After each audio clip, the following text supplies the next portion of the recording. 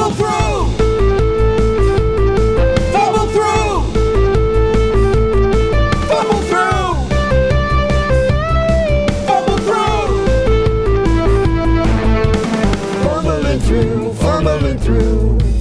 Fumbling through, fumbling through. Fumbling through! What bubbaloo bop along bam boom! It's time for Fumble Through! Fumble through! Fumble Through! A podcast that's both tooty and fruity. Ho friends, well met. I doth my cap to you and welcome you all to sit at the table of fumbles and fun. I have been accused lately of asking too many interesting questions in the lead up to that game and provoking too much thoughtful conversation. So this week I'm going to keep it short and sweet. What is the meaning of life? 42. Yeah, that's right. The answer is 42. I had that written here. That's right. The answer is 42 because I knew someone was going to say it. Speaking of 42, Lindsay, socials. Oh, that's getting too close to home. Follow us on Facebook and Instagram and TikTok. We got some content finally coming out. And YouTube. Yeah, and YouTube. I'm up. We're working with Headliner, and they're uploading all our videos to YouTube, all our podcast episodes to YouTube, all transcribed.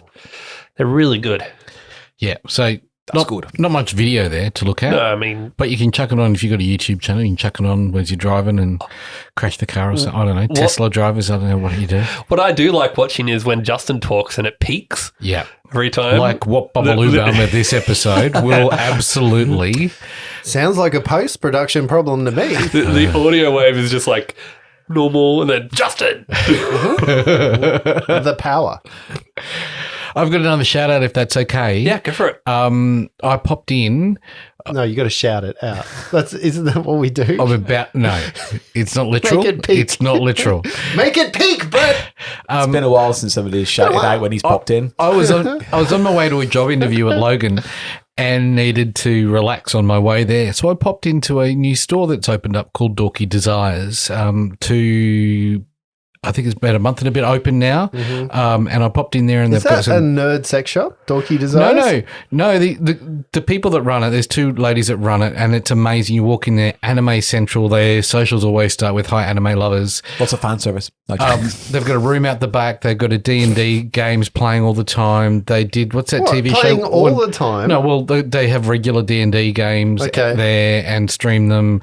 Well, that sounds very cool, actually. It's a great place and they were very, very welcoming. I picked up a set of spell cards for Lindsay while I was there. Yes, thank you for that. So I have realised after reading through the Paladin spell cards, I have been cheating a little bit. I'm sorry, Justin. Oh, who would have noticed in 5th edition? I know. It's I've really jumped on Brett's bandwagon with this, haven't I? Yeah. The healing spell that I've been, the Prayer of Aid, the Prayer of Healing I've been using. Yeah. That takes 10 minutes to cast. Cleric only.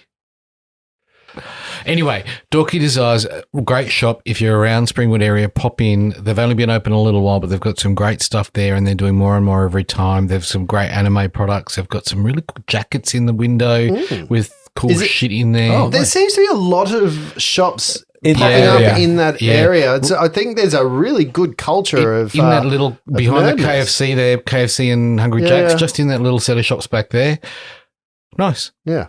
That sounds like a terribly convenient, unfortunate combination. It's very close to your house, isn't it? Yeah. It's close. It's next to KFC and Hungry Jack's. Oh, no. And there's a gaming room right there. Yeah. Well, on some of their games... Right next to an all-you-can-eat restaurants as well. On some of the games they're streaming, there's like KFC at the table.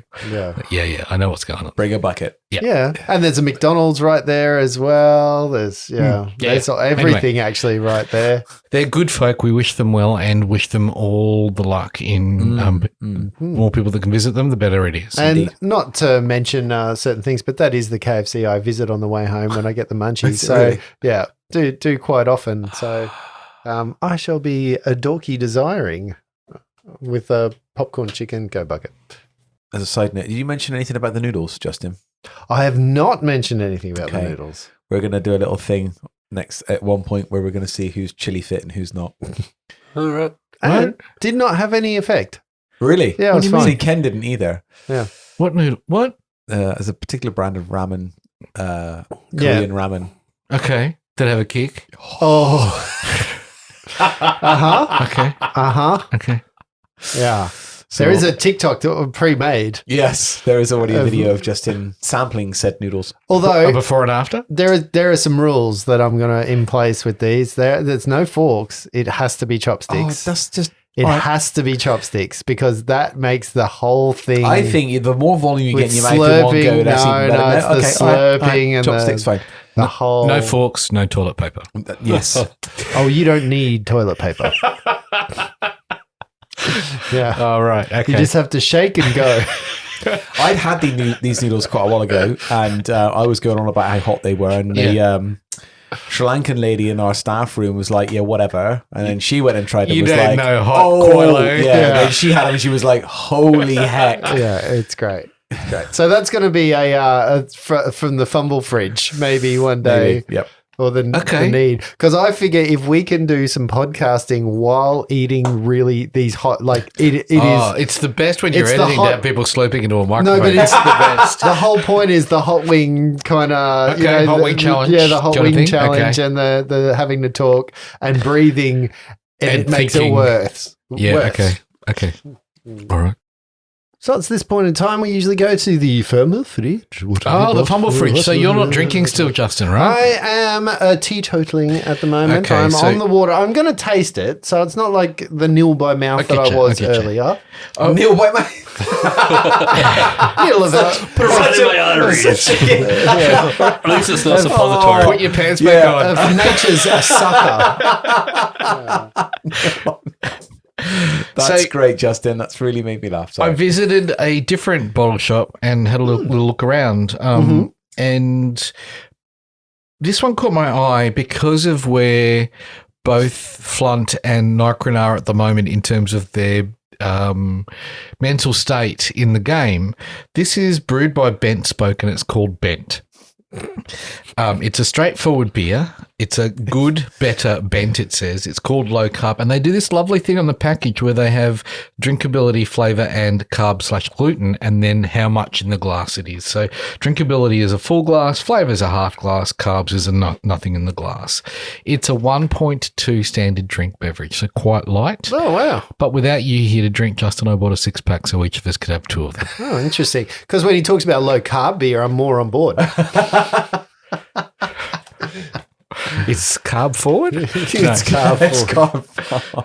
Check That's- out, I believe check out the ring pull carbonated. as you have a look. Check out 'cause- the All right, ring. I'd like to on the look at bench a line. can, if I may. Ooh. All right, here we go. So- Bent beer. Oh, it's a lovely blue. I It do is like- a it's- very it's nice powder pastel blue. powder blue. Yeah, Yeah. like that reminds, that's the blue of like a 1960s Fender Yeah, Stratocaster or yeah, something like that, yeah. like a surfer, the Beach Boys kind of thing. Even when that font is great, isn't it? It's a really nice can. It's, So, I didn't read anything about the actual beer because, there's nothing that it says about the beer except for good, better, Bent. I do like And the it's a ring pull straightforward beer. is a different- It's black with the Yeah, bee on it, right? that's very good. oh wow, the yeah, black with it's the very bees, cool. there is So a lot of style in this can. 4%. It's a Canberra beer, Bent Looks like Spoke, champagne. from Canberra. Canberra. All right, here we go. Cheers, gentlemen. Cheers. It's already done half of it. Yeah. Already half it done, yeah. Good job, this too. Oh, that's a nice colour. It's kind of, it's a, champagne, I think. Wingardium yeah. Leviosa. Oh, look at you go, Justin. And again, I have nailed the head. Yeah, Oh wow. That's nice. Nice and crisp. that is delicious. Now that I know you're all going to have some more of it, I'm just going to pour myself a little taster from this one. You can do what you like. You do you. That's enough. Look, It was enough. to be honest, I thought we were all getting 2 drinks even with Justin drinking because I couldn't do the maths. You thought you had an 8-pack? Jesus. Only in the guts. Yeah, that's a full keg, buddy. That's a full keg. It's a brewery. This is an easy drink. I was going to say it's light. It's It's got, super but this has clear. got all of the telltale words. This has got all the telltale signs of a beer that I think I would like. It looks light. This is very and much breezy. like, it reminds me very much of that Oh, it smells nice. South Korean one I was talking about, Yeah, the pseudo one. But yeah. it's not as punchy, but yeah. It's got Oh, that. it's It's got a it's lovely, tiny, right? a It tiny is very bitterness. effervescent. It's got a lot of bubbles. Like Yeah. it's more bubbly. Champagne-y. Very champagne-y, I reckon. It's more bubbly. It does have a bit of the champagnes about the taste. The The taste of it. champagne. Pain for my sham friends. I got a pain in my shams. It's got a tiny bit of bitterness around the edge of the tongue, but it's really light. I could go a lot of that, Ben. That It's is a got- day drinker for me. Well, isn't it I could just- go It- all it does day have on that that one. Japanese kind of beer sharp, feel to crisp, it. Yeah. Oh, it's got a nice bitterness flow right at the end, which I quite like. Well done, Ben Spoke. yeah. What about you, Lindsay? You I've and kind beer. of- well, here's an observation I've made. Yes. You three all compare beers to how much you could drink in one sitting. Or as in, like, over the course of a day, could you do the whole day Yeah, I with could it? drink Or this maybe all- do 4 of these, yeah. maybe do 2 of these. Yeah. How much you could consistently drink at that beer. Instead of rating a beer on like 1 to 10, you're like, Yeah. oh, I could drink 4 of these in a sitting. Day That drinker. is your rating. 4. There you go. 4 out of 10. 4 out of 10. 4 out of 6 on a pack. Yeah. 4 out of day. But yeah, day drinking seems to be the highest. Day drinking. Yeah, all day. A session beer. That's what you want. I must for it. admit, I don't generally drink in the day, ever. This reminds me of a pub kind of beer, like Like you get a jug. You, Like, you mentioned Super Crisp, and I was like, oh Yeah. yeah, this Yeah. might sit in that space. This might hit that kind of in that kind of area. It does have a look, now that I'm looking at it from a distance, of champagne that's been through me. Really? Is it that effervescent? it's Because got a lot that's of bubbles problem, and a yeah. tiny little bit of, like when I'm looking at Luke's, it's kind of got that little bit of Say it. I head. know you're trying. I know you're But trying it's to just, skirt around it's so it. light. I mean, I really don't mind a heavier beer that's got a deeper flavour, like the Yubisu or the Voodoo Yubisu. Ranger or the Smash Gordon that we've had there. There's much more depth to the flavour, Yeah. and they're heavier. And you do feel like when you're drinking them, you're like, oh, I could probably maybe do 2 or 3, and I would probably feel like that would be, my palate would be overloaded at that point. But this is light, fresh. I feel and like you could drink it. This is a summer yeah. beer. Yeah, it is. You're absolutely You're right. right. There you This go. is a Bang, beer- a beer nail on the garden head. beer. Yes, I nail on feel the head. like this beer is hydrating me. Yes. Like, other beers seem to sap the liquid out of me, but this one seems to be doing the opposite. So far, actually, this is my style of beer. Low This is the carb, kind low of thing. gluten. So I'm just to throw back to an earlier episode where we started talking at Lindsay. Said you're not a beer drinker. No. Are we anywhere after all these beers any nearer to bringing you to the table for actually No. being a drink Buying of choice? beer? Yeah. No. Oh, okay. Okay. You don't buy beer at all? No. Like you don't have a whiskey sipper at the end, but a beer kind of main. Nope.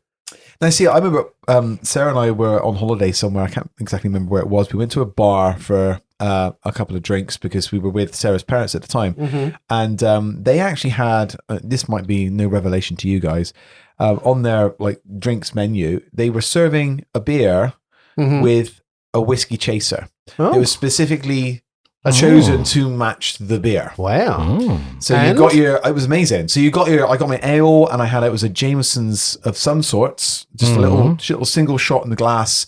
And every time you're taking a draft, you just take a little little sip. and it really worked. Oh, it was wow. beautiful. Yeah. See, Lindsay, I think Lindsay's on board. Yeah. Yeah. That would work for you? Yeah. Yeah. I mean, I don't know. I just don't. Even if I go to the bar, I don't order a beer. Usually I order a ginger beer or a cider or something. Is it, if you got a sweet tooth, do you like Not things really. sweet? No. I don't even like sweet ciders. I like more the tart Dry, ciders. tart yeah. ones? Dry, Okay. tart ones. Good boy. Yeah. Sweet ciders are rubbish. Summersby. Blech. Oh, Summersby. Recording. Yeah, the peach Summersby I quite like, but boy, oh boy, you can only.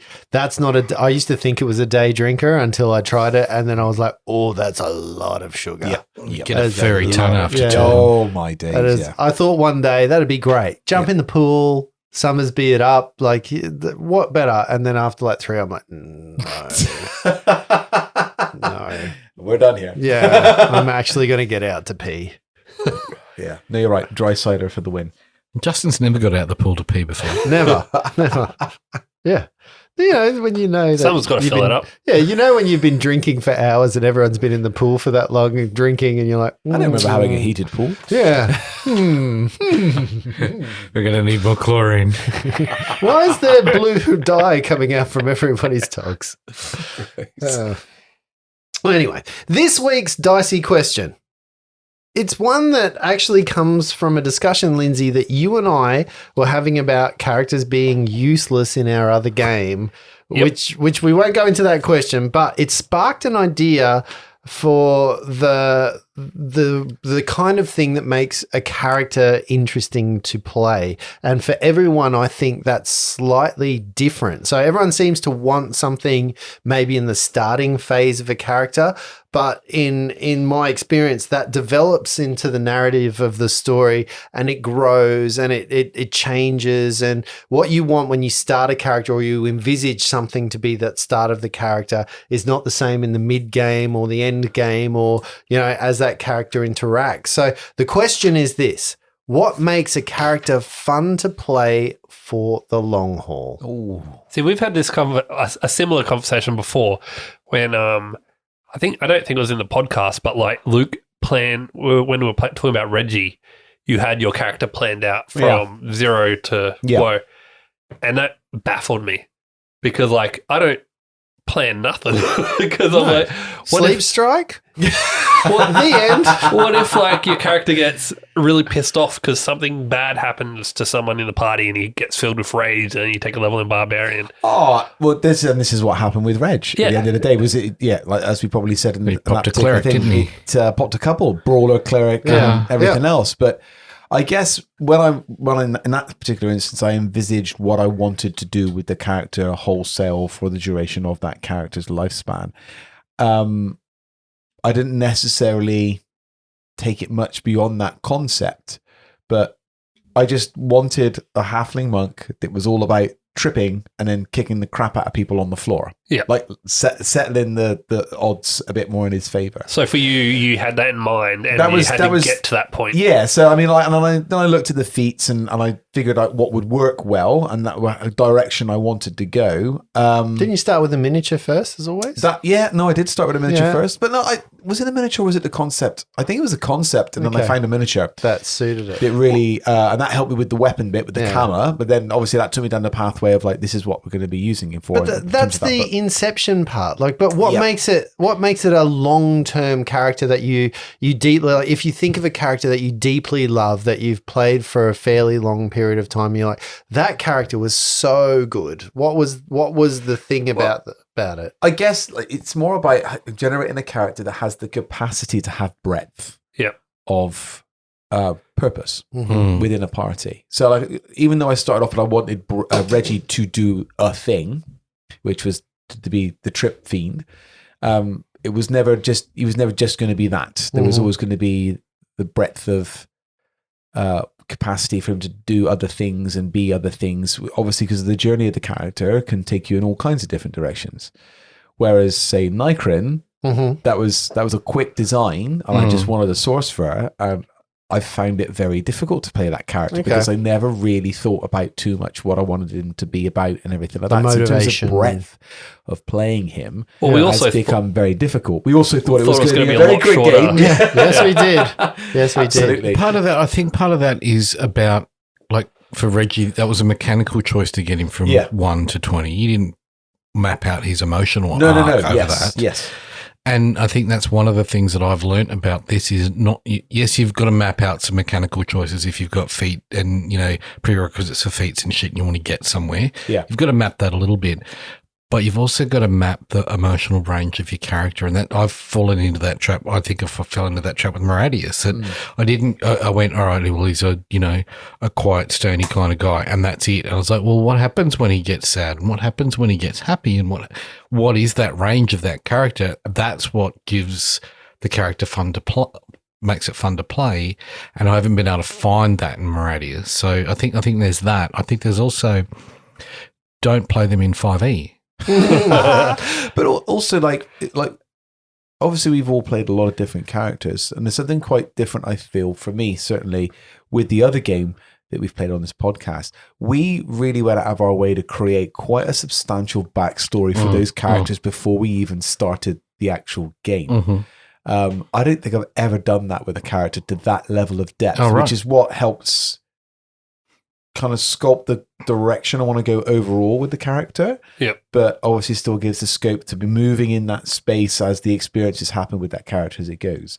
Any other character I've had, it's literally been from level to level almost. And just engaging in the interactions with the other characters around the table is what's really made it, giving it longevity. Isn't that the trick though? Because the falsehood in the game is you meet in a tavern and then you're best friends 5 seconds later, right? Yeah.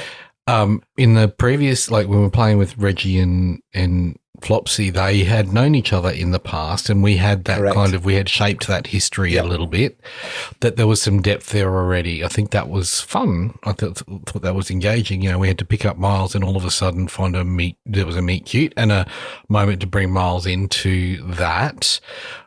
It takes time to make that work. It takes time to build those relationships in a game. And I think that worked really well. That's kind of why I think, like, Miles is completely story driven. Yeah, like he's all emotionally driven. He's not based on what the class can do next or anything like that. He's like, okay, so I kind of like plan ahead. So, okay, for example, we left the previous one. Spoiler alert if you haven't listened. Multiple of us we're all really low health, and a couple of us are knocked out. He knows if he's the only one that's going to survive, he knows what he's going to do. I've already planned that out. Like, seppuku. I know Settle down, get a farm. Well, yeah, I know what his emotional state would be. I've had to think about what his emotional state would be in that situation with, you know, being so far from home, not knowing anyone else, all that kind of stuff. I know what he'd do. I know what he'd try and do. Learn how to play that conch shell. Yeah. But, like, I think we did that really well with, like, Miles coming in. Like, Miles, I think, is, like, a really good growth story.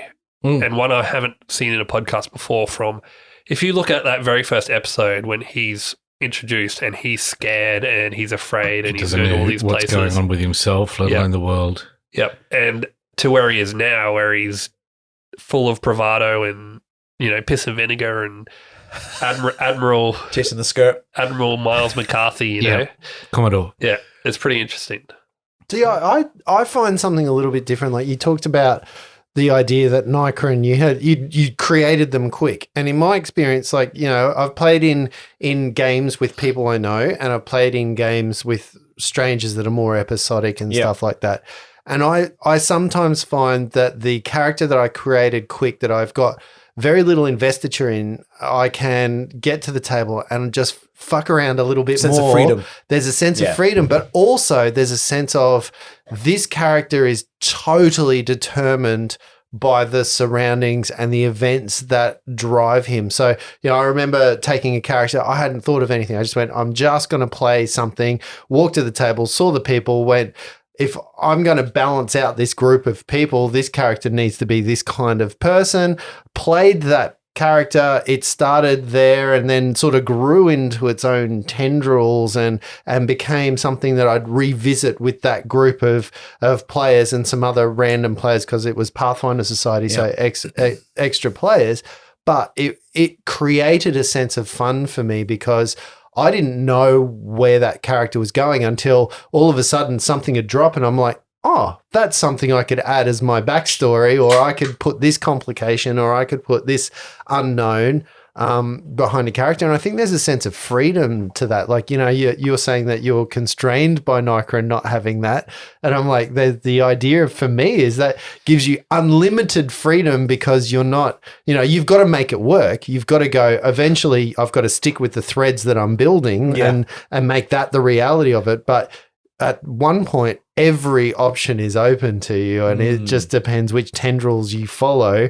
And to see where those tendrils take you, it can be the joy of it for me. I think with Nicron, what the problem was there, I was so focused on him being an Aokukra that hamstrung me in multiple levels that I didn't anticipate until we were playing it. Yeah. And I was like, I just kept hitting walls. I feel like I've maybe navigated my way through it now. Those walls. Sorry, hitting windmills. Hitting Those windmills. two. It's interesting to me because I always thought that when you played this Arakukra, we're getting sort of off the question a little bit, but when you played that Arakukra, we never do that, right? When you were playing that Arakukra character, I was hoping that you would give us some Arakukra lore or build in my tribe we do this and we've got these weird kind of rituals that we do, or and talk about this kind of alien and foreign thing, because sometimes I don't know if you guys do that, but when I read too much about a world, like I remember reading the Forgotten Realms world and going, I need to fit in the Forgotten Realms, which means I need to know every aspect of it and blah blah blah blah blah. Whereas if you get carte blanche and you go, Arakukra, I know nothing about them, I'm just going to make my own shit up. Whether it's right or wrong, it's my thing, and I'm just going to create it the way that I want. And I think there's so much joy and happiness in having those moments of, this is what our take on, like we've done that with Grundanar, we've done that with, some other stuff. There's so much joy and happiness in that breeds me wanting to come back and play a character over and over. I must again. admit, there's been, sorry, You go. when you say Pathfinder Society, there is a massive level of freedom when you go in there. You've got your level 1 character, and you've picked just something random as you turn up at the table, and you just have got to make it work within the mix of things you've got there. And it's not about the mechanics; it's about you role playing it. It's about who you bring to life through that. I think there's thinking about that. I think it works if you've got a group of people that you can play with and play off of. Then you can grow a character at the table. Or it works if you don't give a fuck about the group of people that you're playing with and you're just going to play it for yourself. Yep, fair enough. I think either of those ways you can kind of make it work, and you go. I don't understand the first one, but I get the second. Yeah.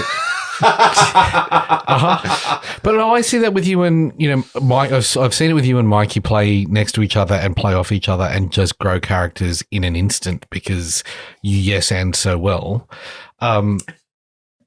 But then I've also seen you step to a table and go, "Nah, I don't care what the fuck you guys are doing. This is my character," and it causes some angst at the table sometimes. Sometimes that's the best part. Yeah, and that's right. Like because you go, "No, this is what my character would do." Sorry, no, you're dead. Fuck you. Yeah. And part of me is going back to the moment where Miles knows what he will do.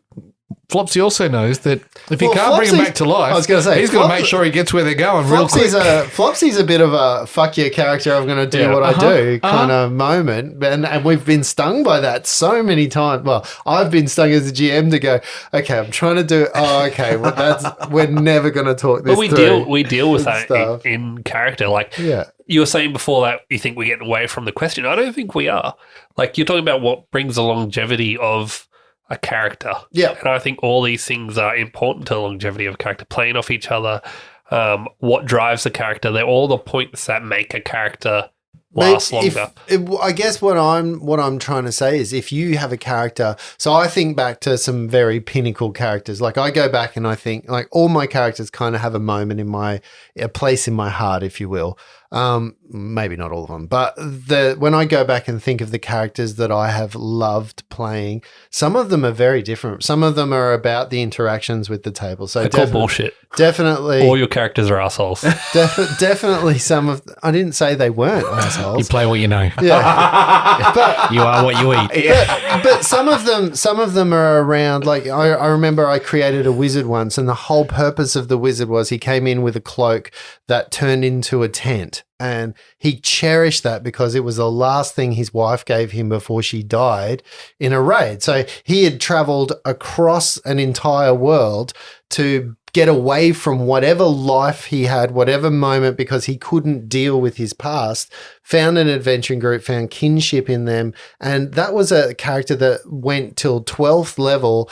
And I adore playing him, not because of the character that he was, but because of the some of the sorrow that he could play and some of that moment. But I adored him because he did a lot of damage with fireballs. Like that he was just like when he interacted with people, probably not my usual asshole character that was over the top and bravado, but when he came to life as a wizard and when he got angry, that's when the character choice was that's when the emotions would fly out of him, and that's when he just was unrelenting. You will see power, and I will relentingly push my fury at you. And that's a character that, for me, I want to play. I still want to go back and play him because he's unresolved for me. There's so much about him that I'm like, I want to go back and I want to tidy up this system bit. was that in? That was old 3.5 systems. So would that still cross over into Pathfinder?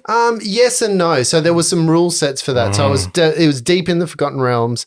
But the way that worked, I took some spell feats that they had back in those days where you could double down. So I would do, I was doing 20 D6 on a fireball because I was doing them of one particular type of energy and another equal particular type of energy with meta magic feats and stuff.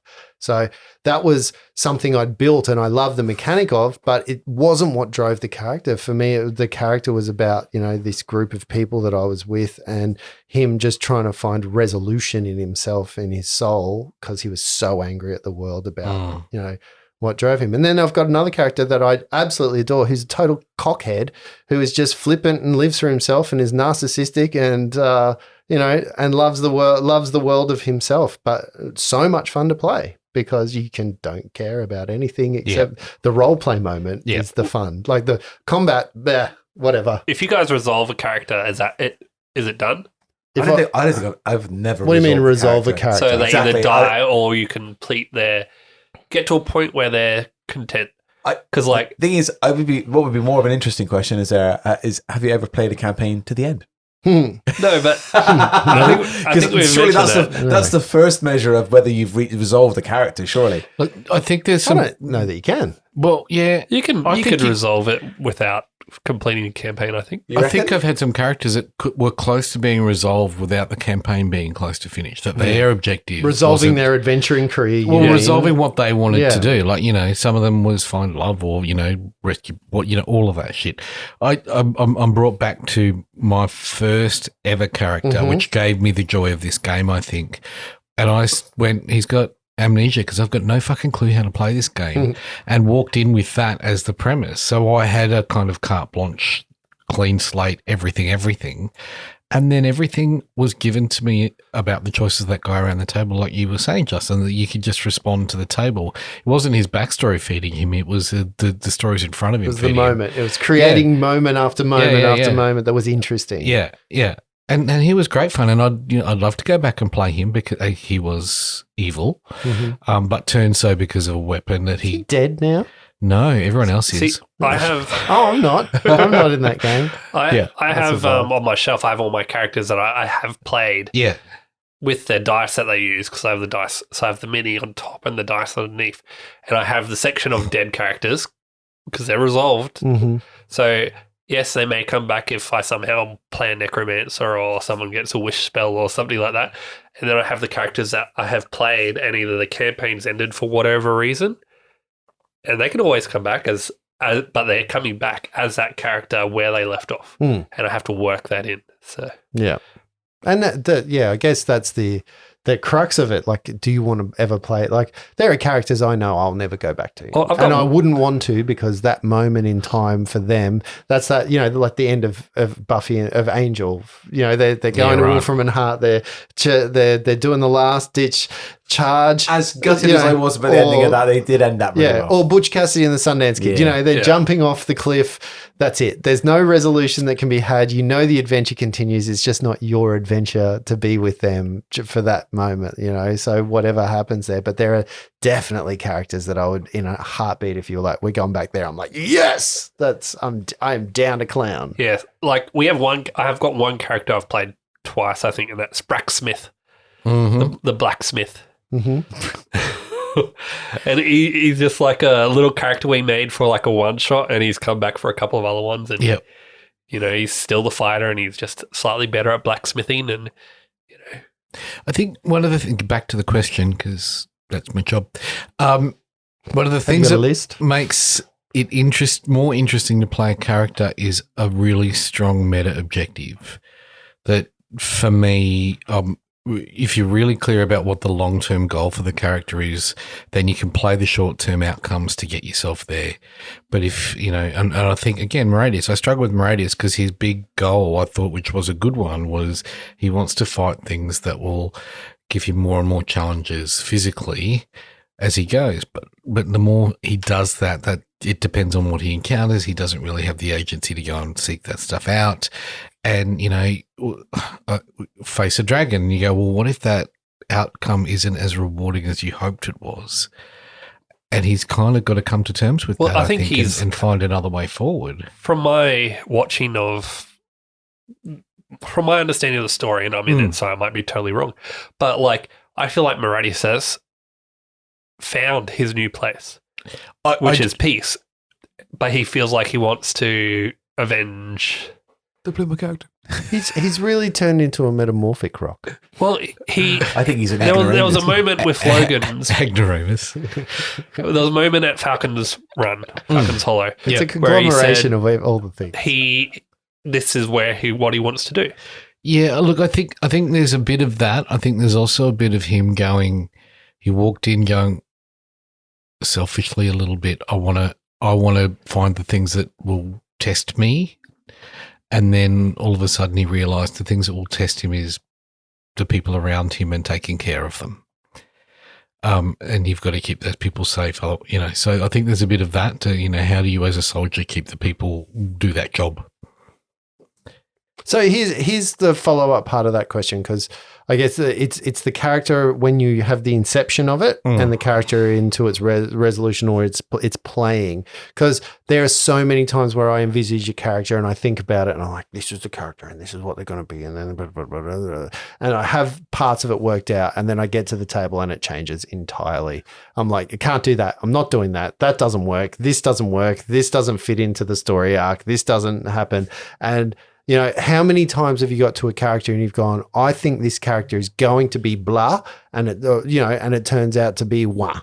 It's not the way it resolves itself, but sometimes that's the better choice. I guess that's the question that I have. Like, have you had characters that you set up for? So going back to a question that you had, Lindsay, you've got a character that you were saying to me, this character is useless now and I don't want to play him anymore. And I don't feel like I like him and I want to change my character and stuff. And then we had a conversation about a character I had that was useless for level after level after level. And then you went, you always play useless characters. And I'm like, I come to a realization that I'm usually nowadays making a choice to build characters that I find interesting because of their uselessness, like because they're hamstrung, because they're hindered, because they can't do anything that, I find joy in the simple fighter and I find joy in the ranger that I just made myself on TikTok. But I also find joy in the character that he's a cripple who can't speak properly, who is an evil god worshipping cleric.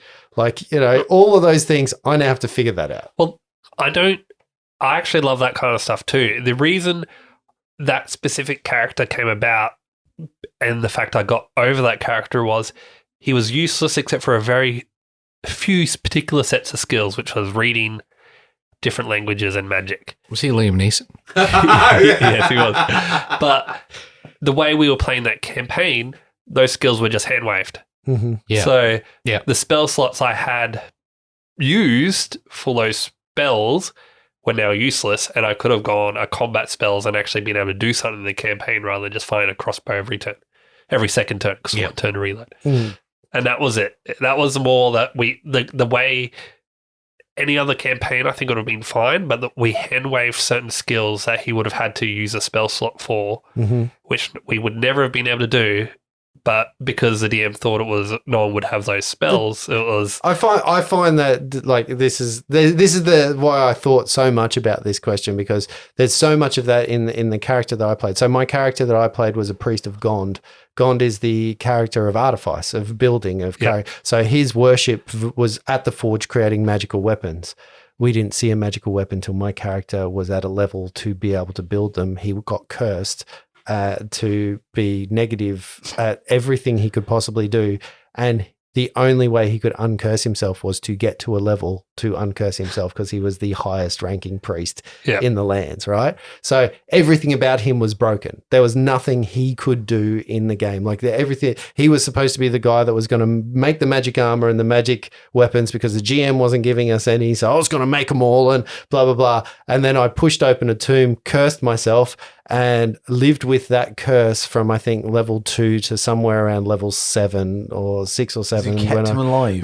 So I kept him alive, and I had to find purpose because every part of his character was broken at that point. There was nothing that he could do. I almost had to be like, I'm not a fighter because I'm a cleric, but I have to pretend to be a fighter now, or I have to. So that was what I actually loved about doing it, because everything now that I thought that this character was going to be is gone. Like he couldn't do anything. And that's kind of what I ended up doing is, so this character was a math magician. He did the books for the party. And basically, to learn new spells, I had to use a lot of money. Mm-hmm. Good thing about being a, spoiler alert for anyone who plays our game, a chaotic evil character that runs the books. I think what you're just saying is a good thing about a character who runs the books in any Yes. party. True. Yeah. There's not a character in any party who runs the books that's not crooked. Creaming off the top. That's Yeah, right. you can just spend the 500 gold out of the Admin 50,000 fee. gold. Admin fee. Yeah. I've met paladins Dad who tax. you make them party treasurer, and it's crooked as fuck. I've never done that before, this character. Why can't you lay on hands? Yeah, you made me treasurer. $50. What do you want $20 for?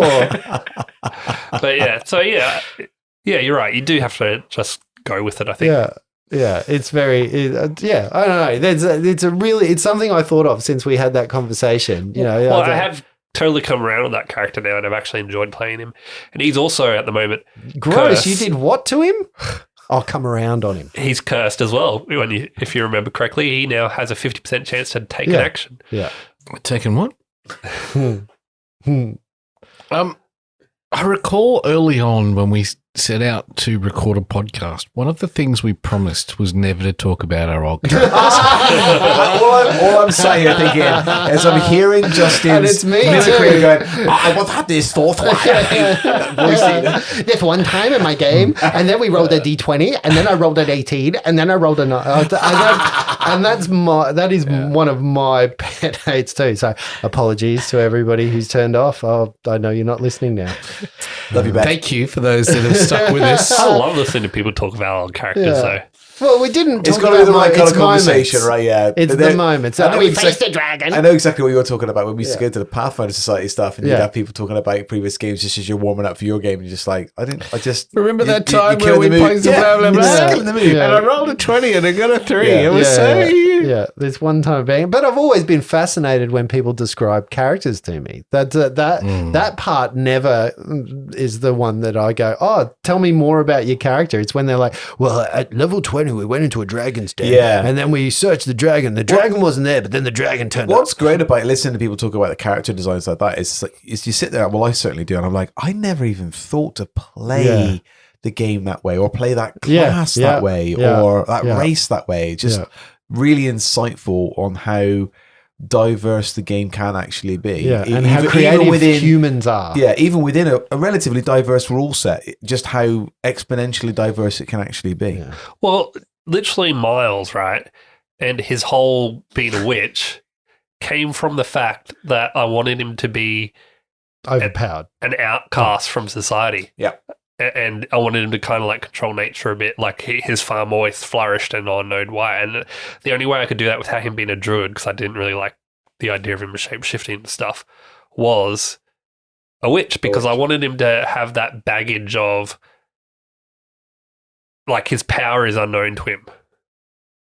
And that was kind of how the witch came about. And then I realized they really pissed Justin off, and that made it more fun. Well, speaking of making things more fun, there was a moment last game where I told you guys there was a whale, not a literal whale. It was actually an elf. Brendan Fraser? It was actually an elf. That's a great movie. It was actually an elven kind of see-through spectral form that you found in a hallway as you walked up the Axelhome temple or fortress of Axelhome, and she screamed at you, "Get out of my home!" And we had to make some saves at that We point. did. Two characters failed their They saves. They failed those saves. And How'd we you feel left about with that, me Brett? saying that your characters are frightened. Now, Here's the thing. I Rule have a set question. changes. Yeah, rule set changes because in Pathfinder, I hear frightened. I'm frightened by frightened. yeah. In Pathfinder, yeah, right? Yeah. I read the rules of 5th edition. Has anyone read? So can I just Yes, ask before yes. before anybody says this, because on D&D Beyond, I Uh-huh. put the condition for frightened Yeah. into my character sheet, Yes. and nothing has changed. Well, it's because you haven't rolled. Yeah. What do you mean nothing has changed? Well, as in, like, I was expecting modifiers or No, so- something to mess around with my stats. it literally or something like that. says. It literally says a Disadvantage. frightened creature has disadvantage on ability checks, attack rolls, while the source of fear is within line of sight. The creature can't willingly move closer to the source of its fear. Oh, okay. All right. I was They are the expecting two my rules that sheet I've to got. change drastically. Yeah, like Pathfinder, you fucking drop everything and run. Yes, we Yeah. You lose your Right. weapons. I think Yeah, that might be and you petrifying. lose You your run in the party. opposite Yeah, direction of yeah. the thing, Either and you way, don't stop. You're fucked For a because number you're of out. rounds. Yeah, because Yeah. you are out. Yeah. So Yes. it's very Oh, that interesting. sounds great. It's very That sounds like a interesting good to system. me Ah. that is where we are. But on that note, can you roll some initiatives for me? Because Sure I think can, it's boss. probably a very important What moment. are we doing it? I rolled a 7 on initiative. Do we do this with disadvantage as well? Ooh, that's a good point. Is that true? Doesn't Do matter, we? it's still 7. Do we actually have to roll with disadvantage? I don't know. ability checks. Is it and ability attack check? Is rolls. initiative an ability? No. Nah. All right. Okay. So Nikron's got 15. Okay, Nikron is a 15. And Radius Radius? is 15 plus 1. 16. That's 15 plus 1. No, it's 15, and he's at plus What's 1. your plus? I'm at Nikron? +2. There we go. Okay. Sorry. Okay. And for me, I haven't even opened a dice box yet. Ooh. What was I rolling last time that was really good? I don't know, Scooby. What were you rolling? I was going to do Scooby references in this. Scooby Snacks. I've said it before. Love that how realistic you've made the mushroom top on your miniature you. look. Yeah, it's very, very cool. Even the smoke haze. The is- smoke's amazing, but I just Yeah. love the realism of that mushroom. If you want to see our mini, you can check it out on my personal Instagram, archangel_fumble3. It's good. Good photos up there. So upon hearing the sound of "Get out of my house," this spectral voice that rings through the corridors of where you are, these 10-foot wide corridors that go and they echo. It's almost like a command which is laced with an intensity that sends definite shivers down 2 of your spines, giving you an idea of being frightening. Her words seem to hang in the air at this point, carrying with it a weight that hints of a history and of pain and resentment, maybe to this place, maybe to her past, maybe to something that's happened to her. The atmosphere around her seems to pulsate with her emotions, and it's clear that there is, in fact, a story behind this haunting encounter. A story that the GM knows because he's read the thing, but sometimes it's really hard to translate that into the actual game itself. And I love it when that happens because the GM knows so much, and it was like 2 pages of reading and then nothing. There's a journal. There's a For you journal guys, somewhere. yeah, there's nothing for you guys to know. But whether it's a tale of betrayal or tragedy or some other unresolved issue, this torment spirit's presence is in this house, and it's powerful, and it's a testament to something that lingers and is an echo of the past. For you, a choice needs to be made. Do you want to confront this spectre and delve into the mysteries of her existence, or heed her anguished command and withdraw from the domain that she claims as her own? There is one thing certain here, that the ties between the world of the living realm and the departed are more complex and enduring than they seem, and the consequences of your actions right now might ripple through the realms in unforeseeable ways. What? That's beautiful. No pressure. Did ChatGPT write that? Did it? No, I wrote that. All right. I wrote that in a more whimsical time when That was I very was rocking in a corner, having been sober for too long. very poetic. So what are you going to do? We're going to start with Nikron. You go first. Oh, really? You are frightened. I'm This gonna, creature just- I'm going to do something really boring. I'm literally going to delay my action because I want to run. Nobody else seems to be moving, so I don't really know what to do. Yep. I'm already incredibly uncomfortable underground. Yeah. And my mushrooms are starting to wear off, and now I'm tripping out in a bad way. Yeah, this creature, I'm just having a so bad you know, trip. is 25 feet away from you as it's come around the corner. Not Remember, far enough. you're in corridors. Right next to you behind you is the stairs you came up. There's a door to your immediate left. There's a little set of stairs to your right going downwards. Right at the end of the corridor, there is a door that is shut, but before that door, the corridor kind of dog legs around. Oh, to so the that- left. oh, And so- she's come from the dog Okay, leg so- around to the left. Nikron's going to start edging to the stairs. Okay, which stairs? The one to your right? The or ones we one- came through. Okay, so you I'm start moving backwards. Yeah, I'm gonna, yeah, making Okay. move action. Yeah. Maradius, what are you going to be doing? Describe the side of this thing for me, will you? Mm-hmm. So you see before you a luminous, ethereal figure of a female elf. Yep. It's kind of she's a bit ethereal. She's obscured by a cascade of delicate gossamer hair that shimmers in a spectral light. Her form seems adorned in tattered and ghostly rags that seem to sway gently as if moved by a breeze that only she can see. Gotcha. All right. Maradius is going to turn to Steve. I think it's Clinton. Rodney. Was it Clive? I can't remember what The we called the Steve. squad. Sebastian. Sebastian Basto. hated Steve Basto. was the name it Basto. liked. Sebs. Sebs. Sebastian, do you know this queen? And then he's going to, boldly, I know, Mm-hmm. sheathe his sword, Mm-hmm. take a knee with his shield on his arm, and say, "We did not mean to intrude on your domain. How can we help you?" Interesting. All right. Are you gonna weight that with any kind of roll or any kind of usage of powers or Well, abilities? he's trying to be as diplomatic as possible Yep. in this. Very persuasive. Yeah, he's trying to negotiation. not antagonize. In fact, he's offering himself to the service of this Oh. person should it be a good and just cause All right, to well then, find her. Sounds like you're peace. rolling some diplomacy there. Diplomatic immunity. Just making sure I'm not standing in plastic. Yeah. Did you end it with bitch? No, worse than that. It's a 1. Not natural, but it's a 1. So were you talking to me? You weren't actually talking to her at all. Then something amazing happens because you go to one knee and she kind of looks at you, and again her face, that anger. As she moved and screamed, you saw parts of her face and the skin like necrosized in front of you. Stretched taut Is that the and verb of necroticness? Like I visage like holes coming through the skin and it kind of feeling, and She then decayed. it decayed in front of you. And as she kind of looks at you again, the beauty of her elvenness seems to come in. Her skin knits together, and then her eyes peel red again, and she says, "I said, get out! Get out!" And she screams. She screams a wail that is deathly, a wail that hangs in your ears.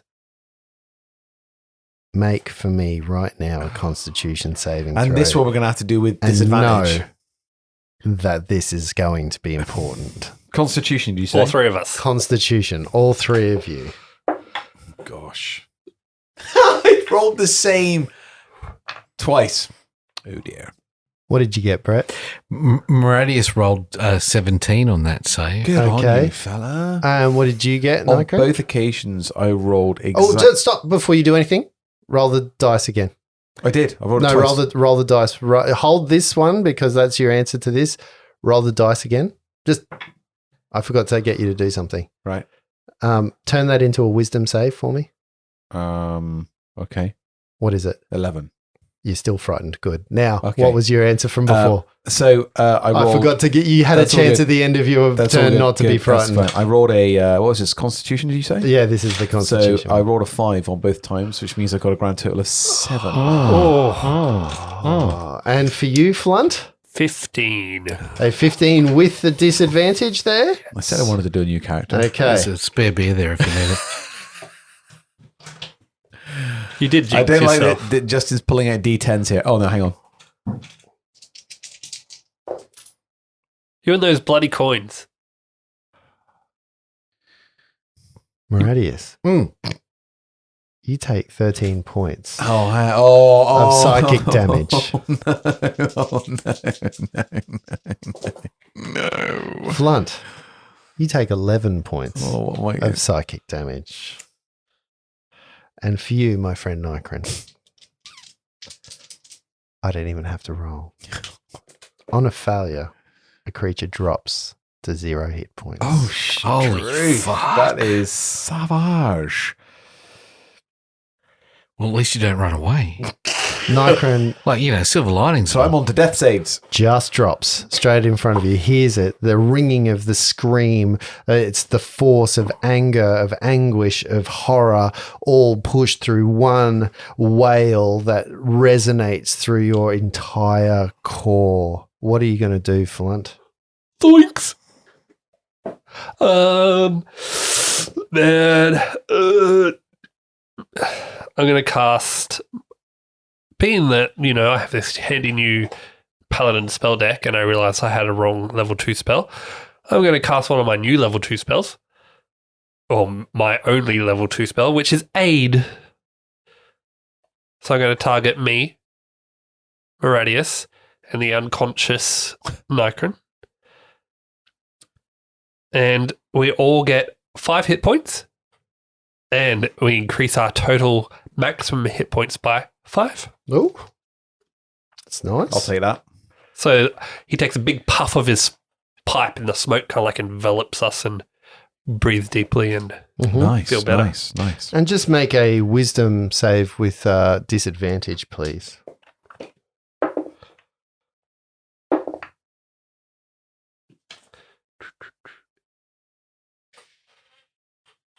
seven. You are still frightened.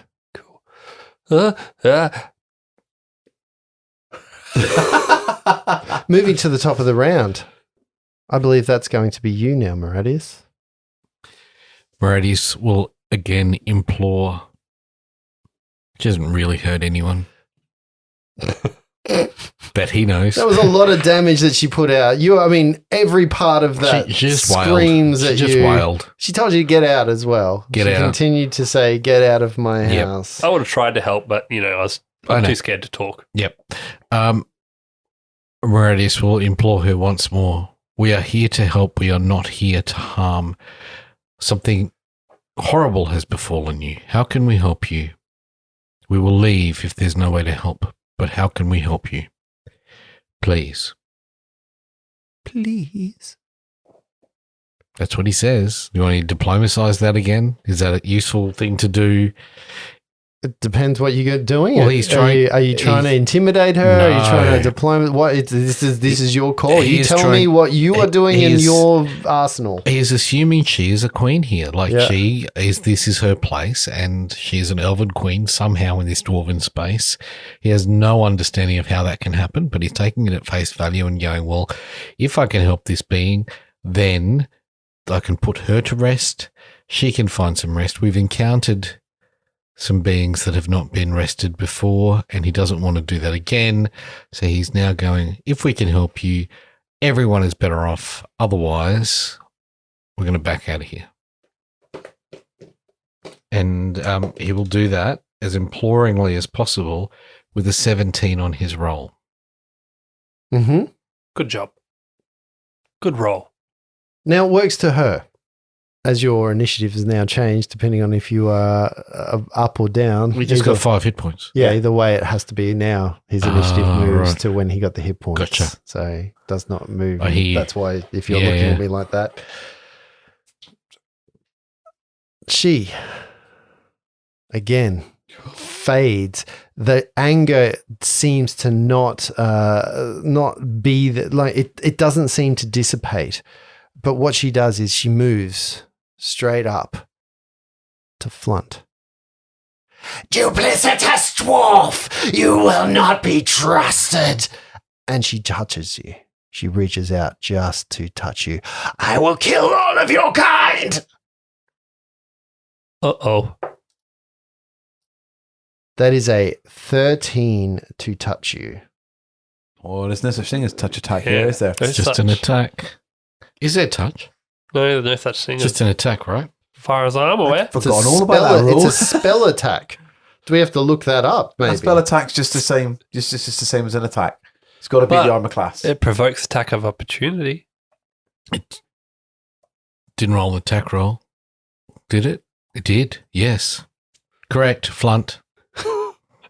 Does it provoke? Yeah, it's an attack roll next to him. But it's a touch spell, so it's Doesn't the same as a Any normal. She's attack. not casting a spell. Okay. Alright.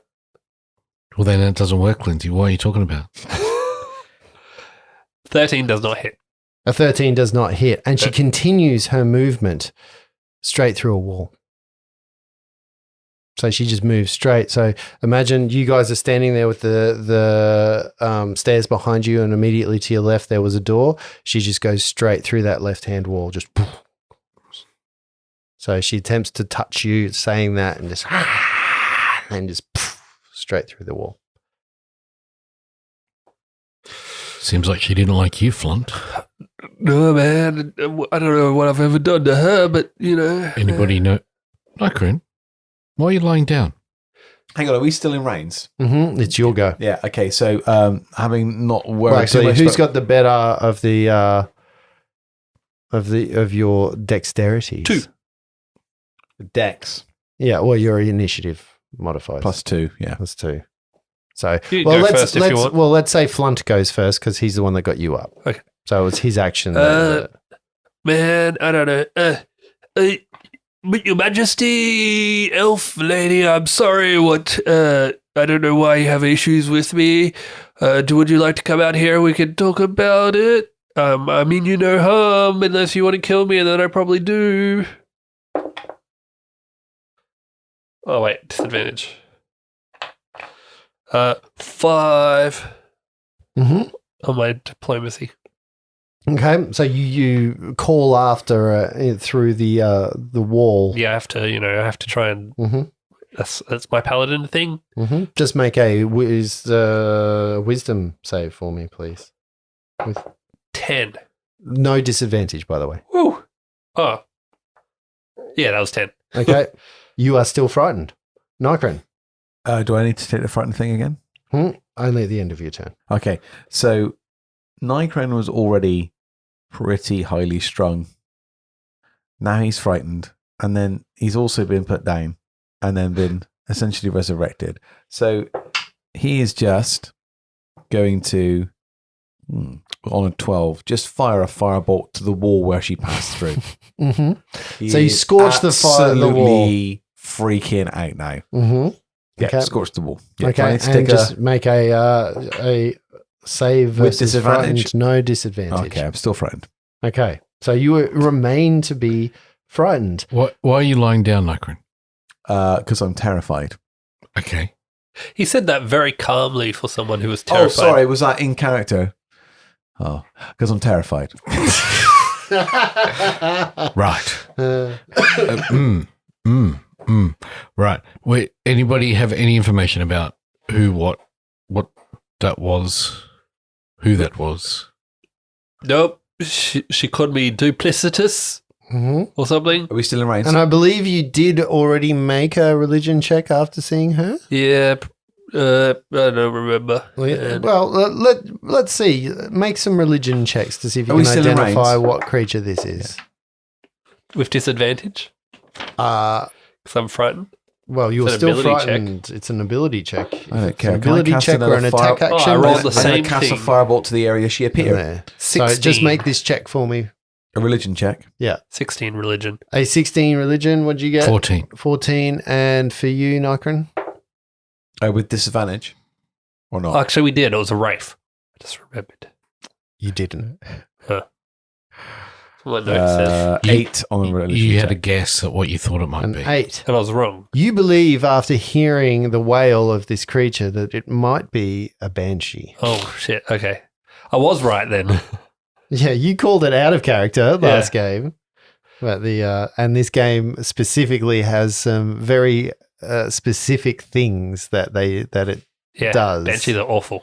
Yeah. Yeah, And, even in which 5e. astounds Yeah, even me in 5e. because had it done that in the first round, you guys were all fucked. Yeah, my Radius would be the only one up right now. My first game I ever DM'd, I TPK'd the party on the first game with a Banshee. Making you do saves with disadvantage, not super amounts of fun either. It was literally just walk in, first scream, they all dead. Yeah.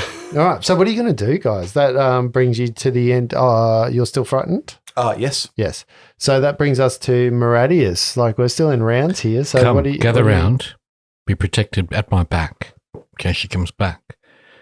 She wanted us to leave this place. What's the safest way out of here and gather our strength? Dude, I thought we had, take this place back for your people and my people. That's correct. That's correct. We'll investigate to make sure they could come here safely. I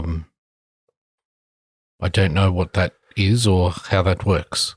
I mean, okay, man. Is it safe for us here? I'm happy to stay, but we should try and help that lady out. So you've ever seen a bird trapped in a room? Yes. That's what I'm doing. hitting a I'm window flying repeatedly? all over the place. Yeah. Come on. Let's get Something stops you from flying towards the wall where she went. Nyquin to somewhere Would you mean calm. like a? You can't move closer to her. She's not even there though. Put a sheet over his head. You can't move towards where she went. No. Oh, I can't. Yeah, No. obviously, yeah, because I'm Yeah. flying. But I'm just like, Come this way. Let's hunker down and come on over this way. Come on, Nyquin. So here's some seed. Come.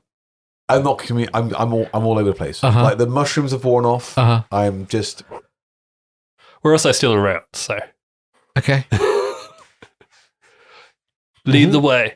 All right. And what are the rest of you doing? So do you retreat? Do you stay still? I move towards the exit. So you're at the very top of the stairs when this happens, Well, remember? we step back down the stairs. Yeah. And So you go back downstairs into the throne room. Remember the throne rooms where you found the Castellane? I'll go halfway there and Yep. look for my companions to make sure they're following me. Uh-huh.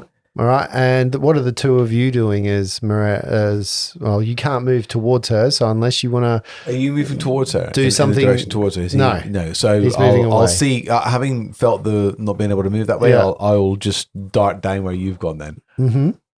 And what about for you, Flunt? I will do the same thing, Okay. but I will also, as I'm walking, grab a bottle out of my pouch. Mm-hmm. And each of you just make a wisdom save for me, please. Not you, Maradius. 19. 19. You are no longer frightened. She seems to have disappeared. You seem to have calmed down. 16. You also seem that just the movement away seems to have calmed your nerves enough that the effect of being frightened seems to have dissipated. Nyquin, Flunt, just breathe. Breathe in through the nose. I'm all good, out man. through the mouth. But then there was a lady, and I didn't know. Right. Let's regather. All my feathers are all over the place. Preen oneself.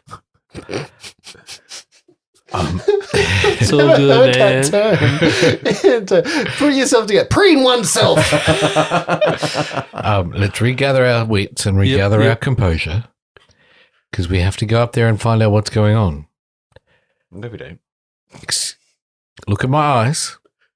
We have to go up there, find out what's going on. That poor lady is in some distress. Also, She is in distress. She. well, you were in some distress. There's distress. But She does have a dress, that's true. Yeah. We need to find. Is there another way we haven't explored other than up these stairs, Justin? No. It is the only way forward for us to clear this place and make it habitable for the people that so depend on us. Sorry, Brett, I flippantly shook my head then, but yes, there definitely is. There's a whole, remember the area where you went in and there was more unworked caverns? There seemed to have been... We're going upstairs. There seemed to have been like a... I think roughly hewn are the words you're looking for. Yeah, like a collapse was there. So you have not been into that section. That's the only Right. section of down here that you haven't been... wait a minute. Sorry, I may be speaking out of turn.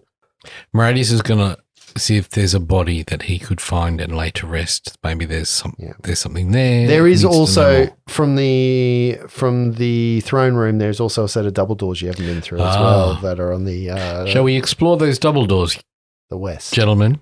No. Gentle people. Yeah, let's do it. Yeah. Upstairs is no go, right?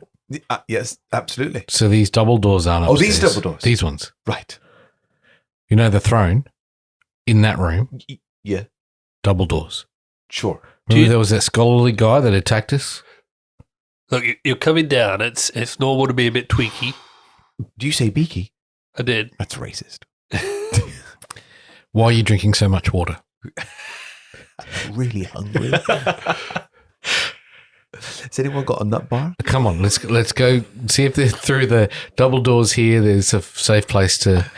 Let's go. Further away the better. Further away the better. Let's go. Let's go to the double doors. Check for traps. Open the doors. 20 on perception. Moradius, you should take this with you. What's? It's a bottle of holy water. Oh, I know you're like a up close and personal kind Yes. of guy, but that way you can lob it at her right. if she's far away. If she's thirsty. Well, no, it will really hurt her because she's undead. Oh, okay, Yeah. great. I mean, I can hold on to it if you don't want to. No, I'll but hold it. yeah. That's fine. I just thought you don't have a magical ranged weapon. Sure. Can you still burst like you can in Pathfinder? Though So you can't do it like a channel that's not a thing. for undead? Okay. Yeah. Bursting with joy. The doors don't seem to be trapped. There seems to be no. And then he opens and goes through. Okay, you open these doors. The first thing that hits you is Banshee. is Two banshees. 4 banshees. The first thing that hits you is that the smell of staleness, like mold and stale. That kind of is the smell that hits you as you open the doors. In the middle of this room, you see a carved stone table that's 15 foot long by 5 foot wide, flanked by a pair of long wooden benches. Above the table hangs 2 iron chandeliers. Their candles long since melted away, forming stalactites that almost reach down to the table themselves. North of the seating is a sooty fireplace and an alcove that contains a rough-hewn pit that descends about 60 feet. What it looks like here is that you've entered a dining room. There is one set of doors that come off to the south. Let's shut these double doors, do a quick look around here, and then move through. Mm-hmm. Look around, everyone. Not going to shut the doors. Anyone injured, by the way? Do we need some potions? I'm really not feeling very well. Me either. Do you want another potion? I would love a potion. Here's a potion. Is it a mushroom potion? It is. Excellent. I'm going to have one too. Do you need one, Moradius? I'm all good. Okay. All right, so you start searching this room. Yep. All right. Do you want to run some perceptions there to see? Your characters, you can just stand there and look if you like. Ooh. Deception. No, hang on. Perception. Sorry. 16 for Nikon. At 16, you kind of look around the room. You don't notice anything that's out of place. You do see that there is one pit. Going over to that pit, you can see, you look down, it's probably where they would have put their refuse. It's where that smell is coming from. You can Yummy. see, even from where you are, moldy bones and just, what a bin would look like a long time. Weirds me out that there's a kitchen and a bin right there, but that's where it is. So there's refuse 12 that's points of down healing. there. 12. Lovely jubbly. Okay, and you start moving towards the Towards the southernmost other door. door. You open this door, and what do you think you find right adjacent to a dining room? A roughly hewn kitchen.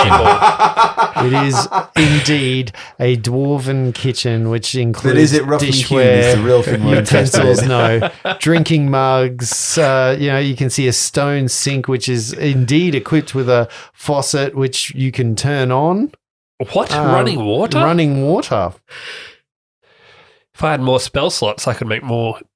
I could just bless this whole You sink. could, but let's just do a look around. Is there another exit or No, entrance from this is- room? Right. Anything else that worth a perception check here? 13. You don't find anything untoward or different or Or toward. out of or toward. 18. No, nothing stands out. Really? The one thing that does surprise you is you turn the tap on and it's hot water. Warm, Is it roughly hot. hewn hot water though? It's What? roughly Hugh Laurie. What's in the fridge? The fridge is non-existent. Peanut butter. Oh, teenagers have been here. They ate everything, including the fridge. Including the kitchen hands. Yeah. All right. Now, there's only one more place to go. We're not going back. We have to. No, we're not going back. It's all right, man. What's the suggestion, Nikon? We leave. It's clearly not suitable here. It's clearly that somebody else is still somebody is still living here. It's clearly not okay. We've stepped on somebody's toes. We've come into this place, and there are already tenants here. Yeah, They the may be mushrooms squatters. They may be the original people. I don't know. I don't care. It's obviously not suitable for what we thought. Time to go. Well, Time to go, Talkie. Time to go. Mushrooms will be kicking in soon, don't worry. can you give me a countdown? Yep. 5, Is this an A-team thing? I ain't getting on no plane, Murdoch. 3. Just drink the milk, BA. Drink the milk. Oh, you knew I would drink this milk, so I'm going to drink your milk. There are many people depending on us for this place. Otherwise, the dragon is going to kill them. As you're talking to Nikon, you see his pupils dilate so large, his entire eyeball Oh looks my black. goodness! Yeah. Oh. And he starts to sway ever so slightly. Kumbaya. Didn't ruin the moment. Hare Krishna, Hare Harry Granda. Upstairs. We need to clear the upstairs. Yeah, let's do it. He's a real featherweight on these things. Are man. you ready to go Yeah, upstairs? let's do it. Any idea, if it comes to blows, the best way to combat such a creature? Well, I have one more spell that I could use to hit it with Grundanar's heavenly smiting. Okay. It sounded like you But just made that up. But that's all. That's all. I've got one more spell slot. That's it, man. Everything he does sounds made up. This whole game sounds made up. The rules are. I think Non-existent. I think we should head upstairs. And if she reappears, we need a plan of action. I could try talking again, man. But she didn't seem to like me. But I could give it a go. I think we should give it one more chance to help her out, and then if we don't get there, then we must take her out. Certainly give her a very good round of applause. Okay. Yeah. Are we ready? Yeah, let's do it. Sure. She's going to scream. You ready for that? Should we put stuff in her ears? Maybe. We wouldn't be able to hear what she's saying I back find to that us. offensive. Why don't you put stuff in your ears? I don't Oh, you don't have ears. You put something in your ear. My urea. Let's do it. Come on then. Upstairs. Are we ready? We're ready. Let's go. Grundanar! Right. Do you need to still ask if she's going to hurt you before you No. can hurt her? Well, no, but if you want me to talk to her, I'll talk to her first. And You then should. I'll hurt her. If she doesn't. All right. Let's go. Upstairs. Yeah. Off we Right, go. so you move back up the stairs to where you were when she first appeared to you. Yep. You again find yourself in that corridor. The end of it resolves itself in a door. There's a door to the left. There's a stairwell leading down to the right, and a dog leg that leads 25 foot away around to the left. And we follow it through to that room where she screamed at us. So that's the door to the left, which would lead into that room. But she would just basically look like she came around the corridor. Oh. Yeah. So imagine this corridor And she comes up walked and into the door. turns to your left. She walked through the wall that. She just walked through the wall that is the door to your left. Let's open that door and see if she's inside. Mm-hmm. You burst into the door, assaulted by the nasal smell of death, decay, and that pungent smell of ghoul. You notice that, first and foremost, there is one ghoul inside of this room. Just one solitary ghoul that is stuck seemingly in the top of a hole that seems to move straight down like there's a 2-foot diameter hole, as if the ghoul itself has tried to move down there. You see half of it is covered in soot, and there's like a sooty puddle, or what's a dust puddle? Like a sooty smattering of dust all around him or her. A pile? a pile. I don't know. No, it's just roughly like hewn like pile if you took flour and you kind of dusted it, like a dusting of soot. Let's call it that way. But in the middle, smattering. in the middle of this room, you also see there is a carved stone tub which emanates a really rotten smell. It looks like a bathtub, like it's the size of a giant bathing tub. And again, you see another tap that comes out and looks like it's got the same mechanism as the tap you just saw in the kitchen downstairs, going into the tub. But you see this ghoul and its legs are flailing. And it's his little dwarven legs are sticking out. Kind of cute. I thought it was the bodies that you shoved up the chimney. Like one had turned into a ghoul. It was stuck there. Could be. Yeah. We need to take out that creature. Mm-hmm. Fire away. All right, initiatives. Me. Initiatives, please. That's not in the box. It wasn't 8. like that. Mhm. Okay. 11 Flags. for Nikrin. 15. Maradish, you go first. And it's stuck in that hole. Yeah. He's going to run up with his sword out and try and overhand chop it straight in the head. Yep. And its head's in the hole. Its feet are stick. It's like it's Whatever. But he's down. going to open up the bike park and really get a tandem spot going here. 12 to hit. A 12 is going to hit. Is it? Yeah, especially expect a that. ghoul that's stuck in a hole. 10 points of damage. Yep. You cleave part of its leg and it starts to hang in a kind of weird way, but it's still moving and gyrating around. Nikrin. Okay, Nikrin's going to try and finish it off with not a thunderbolt, a firebolt. Oh, okay. A firebolt. That's 17 unusual to for hit. you. That definitely hits, and the necrotic smell of Right in burning the necrosis. dead flesh indicates its death as it stops flailing Yep. around. 11 points of fire damage. Yeah, I knew you'd do more than the 2 needed. Good job.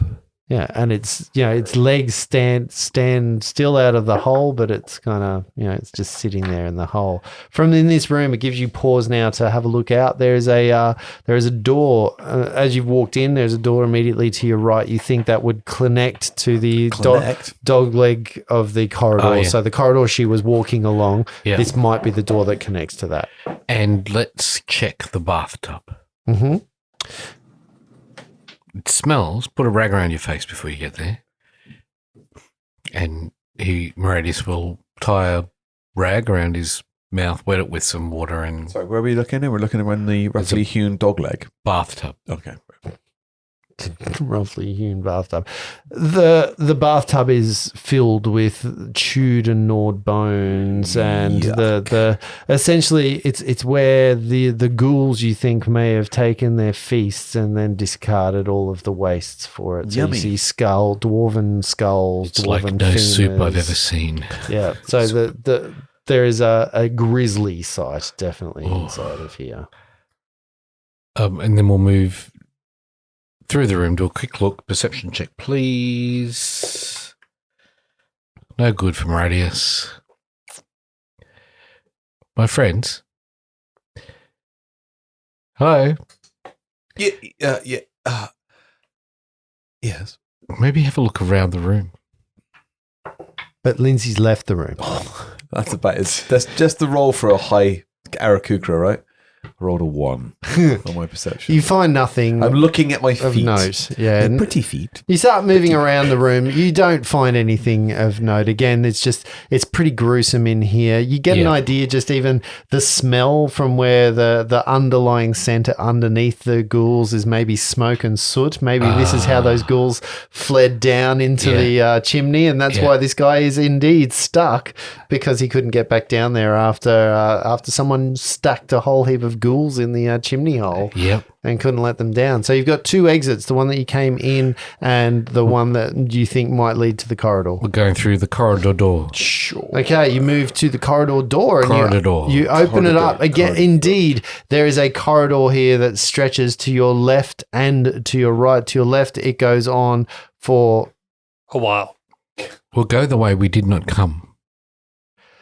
To your left, it stretches on for about 70 feet. You see 2 other doors along the road of that 70 feet, and there is a door at the very end of that 70 feet. Across from you, directly opposite the corridor, so it goes from left to right, across from you, across the 10-foot gap on the other side of the corridor, you see what looks like not arrow slits, but the same kind of viewing portal holes that you saw in the spider room. Remember, you looked through the viewing portal holes into the assembly area below. So 3 of those also dot this area, and then to your right, you can see that door that was at the end of the corridor that you didn't go through, and the corridor by which. So you think she came left from this corridor around the corner to see you. Well, let's check through these arrow slits, see what we can see. Mm-hmm.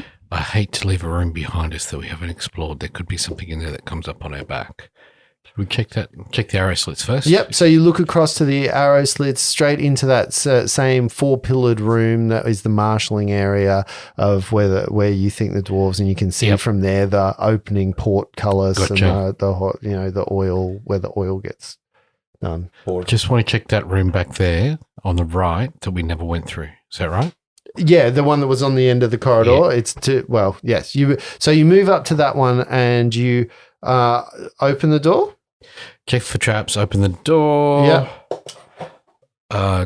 21 for check for traps. Okay. 22. Nothing indicates that there is a trap on this door to you, and you open it up. An earthquake has caused part of this empty hallway to collapse. So it doesn't actually meet the entire you think that the hall might have extended upwards, but it's all collapsed and kind of rubbled in. What you do see is double doors that go directly to your left, sort of in the middle of the room, or what should be the middle of the room.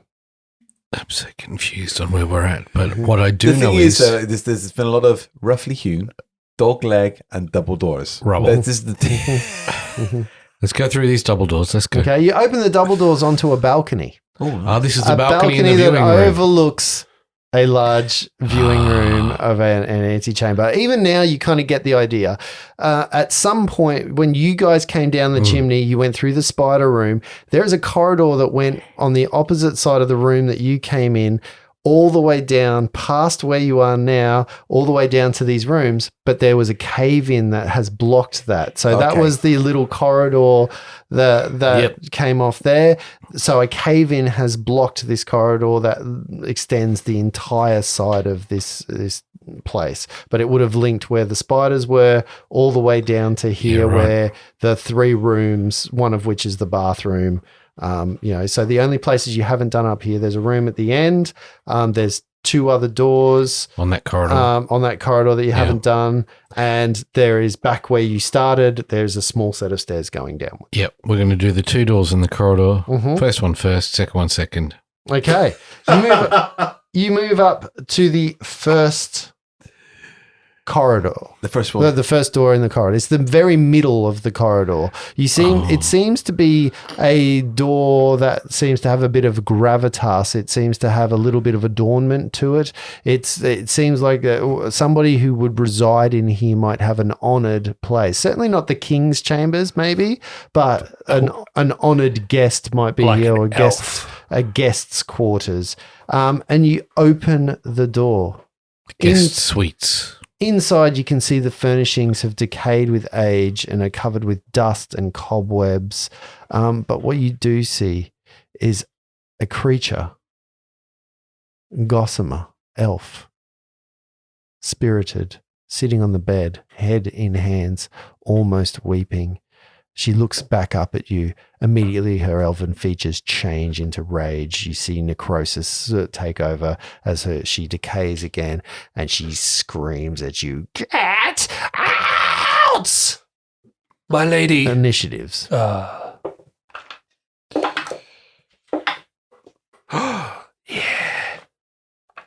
Natural 20 for 24. Natural 20 for 21. Yeah. Natural 19 for a 21. Oh. Yes. Get on our level, Justin. I rolled natural 20 and go third. What's your dexterity's +1, isn't it? Yeah. I rolled a natural 20 and go third. Flunt. It is your go. You stand at the cusp of a door to a room that is 25 foot wide and 25 foot deep, and you are standing right in the middle of it. On the far side, there is a hearth and a bed that is next to it in the corner. Seeing that Maradius had succeeded before when he took a knee, I take a knee before the elven banshee and I go, "My lady, please, we mean you no harm. You have attacked us and we have not attacked back. We would like to reclaim this place to help some people that are in dire need of a nearby town. We mean you no harm. We just want peace and love. Goddabar be blessed."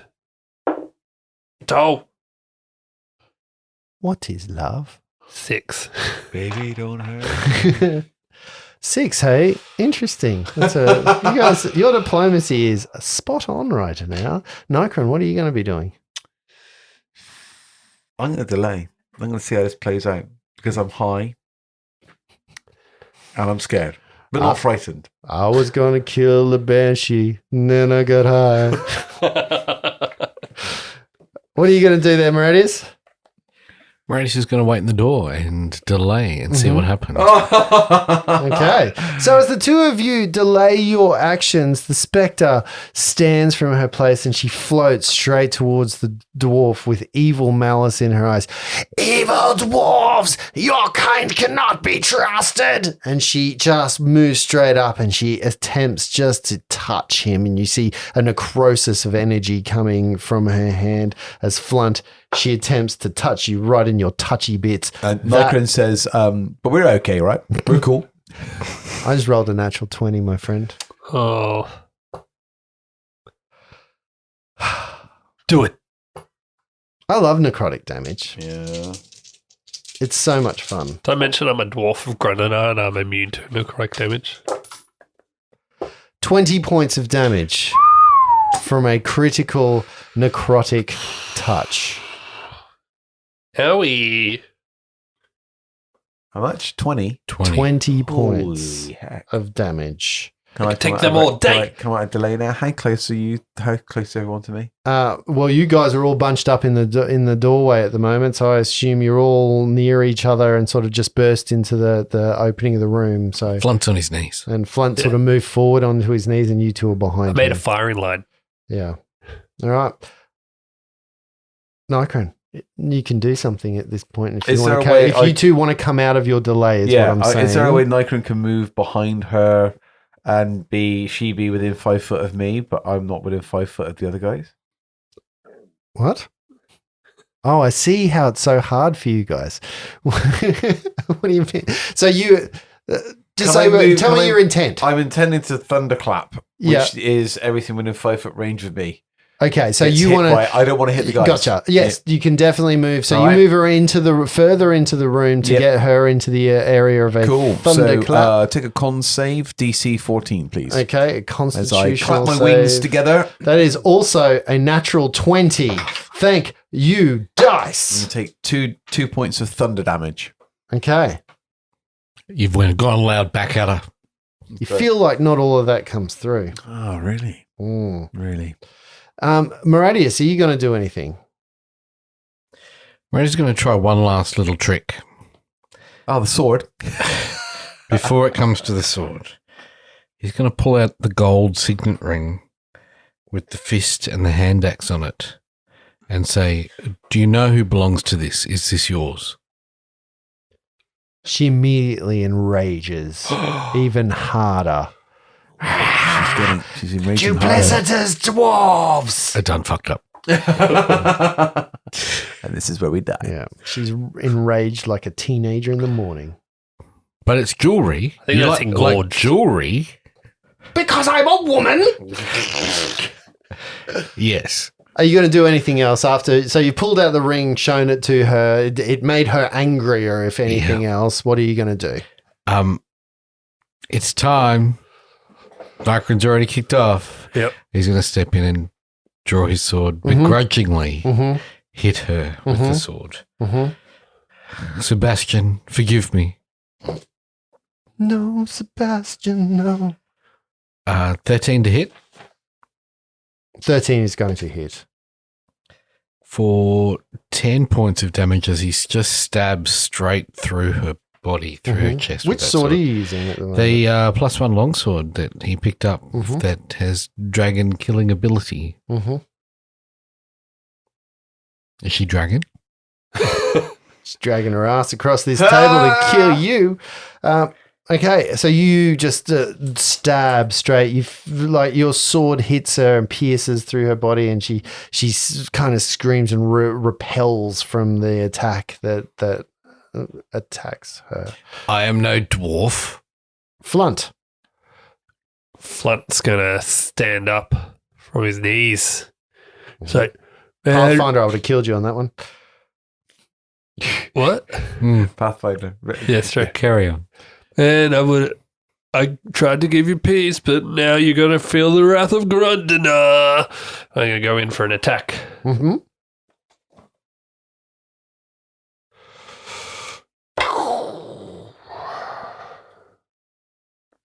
Ten to hit. Misses. Do I get 2 attacks? Yes. Second attack. How do you get 2 attacks? So do I, apparently. How do you get 2 Because attacks? that's level 5. it's the level. Yeah, I do. Level 5. Second attack. 17 on the dice. Yep. So that hits. So this is both with your hammer? Yep. Yep. So with the connected hit, he's going to go Grundina Exorcism Smash, which I use my level 2 spell Oh. to channel into divine energy. So she gets an attack of opportunity because you're casting a spell? Only an attack You- spell. Yeah, because he rolled an attack action.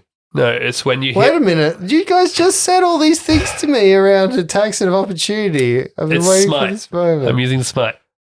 Yeah, but aren't you casting a spell? No, No. I use You attack. said you were casting a spell. No, fuck, you don't listen.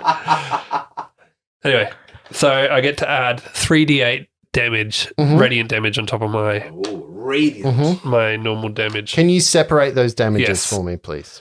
So the normal bludgeoning damage is 13, Mm-hmm.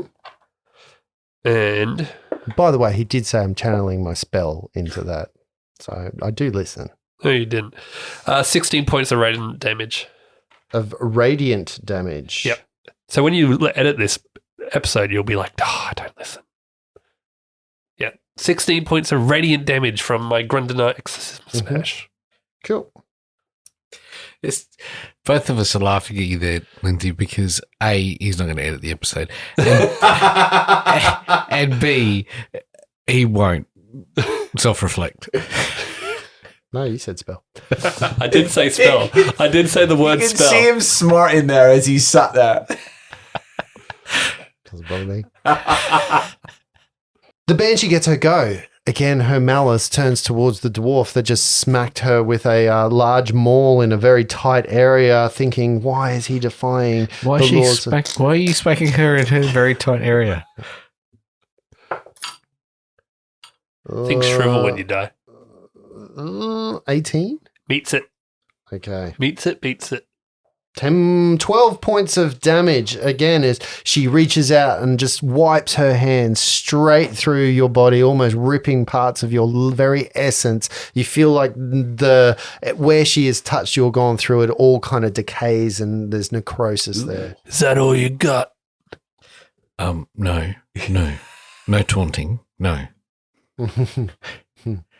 No. Lindsay loves to live on the edge. Fucking, Yeah. yeah. Nykrin, it's your go. Nykrin is going to take an action. He's going to expend 2 sorcery points to open up a level 1 spell slot. Oh, okay. Ooh. That's it. That's all you can do. How far away can I get from her? Across to the back of the room. Cool. The I'm room gonna is move there. 25 feet. Yeah, so, done. And Moradius. So Moradius is concerned he's seeing his friends getting hit. He's going to get stone cold, silent, rage up in his silence and just go to town on her with the sword. Gonna poke her a lot. You know that I'm angry because I'm silent. What's wrong with you? If you don't know, I'm not going to tell you. Get fucked. 17 to hit 17 is going to hit. for 9 points of damage as his first sword swings from the left to right, trying to chop her head off. Obviously, it doesn't, so he swings it back in a backhand action for more than that to hit. 19, 21 to hit. Mm-hmm. Doing Both hit. only 5 points of damage on the way back. Mm-hmm. And then with his last hit, because he's in frenzy and What was the first damage, sorry? I heard the word 19. To hit. Yeah. Apparently I don't listen. And something else. I can't remember what the first one was or the second one. The second one was 19. Just roll your damage again. 20. This is better. So the first piece of damage was 13 points of damage. Okay. And then as he swings on the backhand, it comes back for 8 points of damage.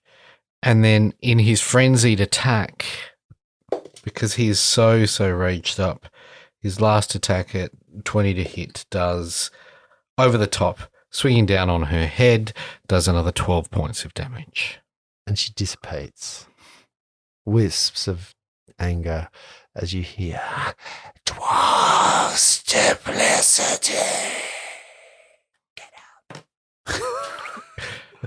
Well, I've got someone else to hit. I've got a minute of good hits. Give me something to hit. Give me something to hit. Good Yeah. that bird.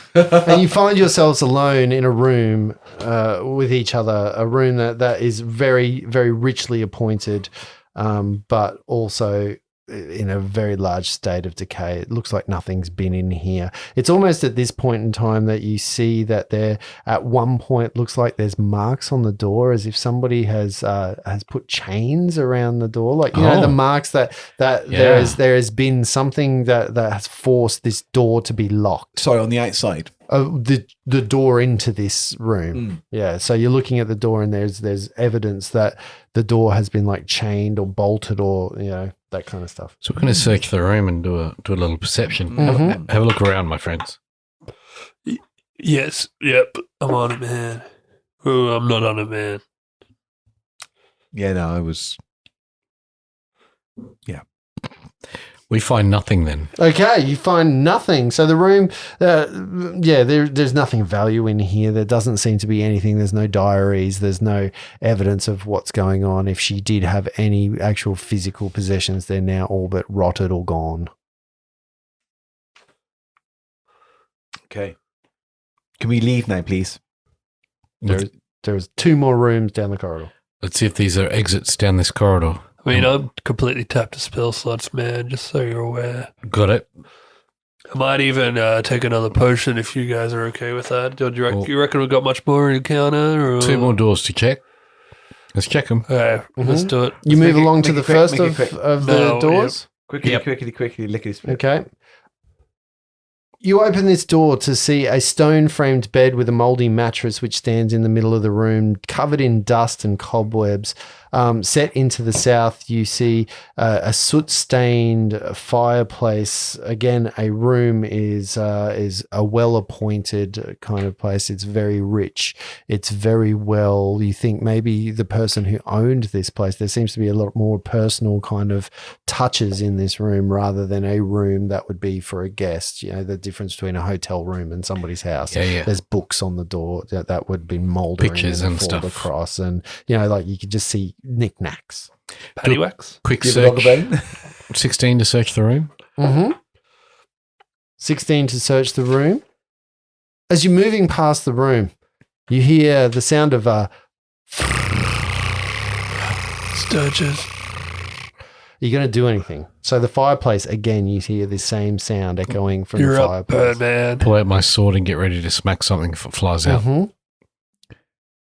You're up, Yeah, Sturges. so I'm you ready. you can't Where are see they? them. You can hear them from beyond. Just the the whole of the fireplace is there, and you can hear them from beyond.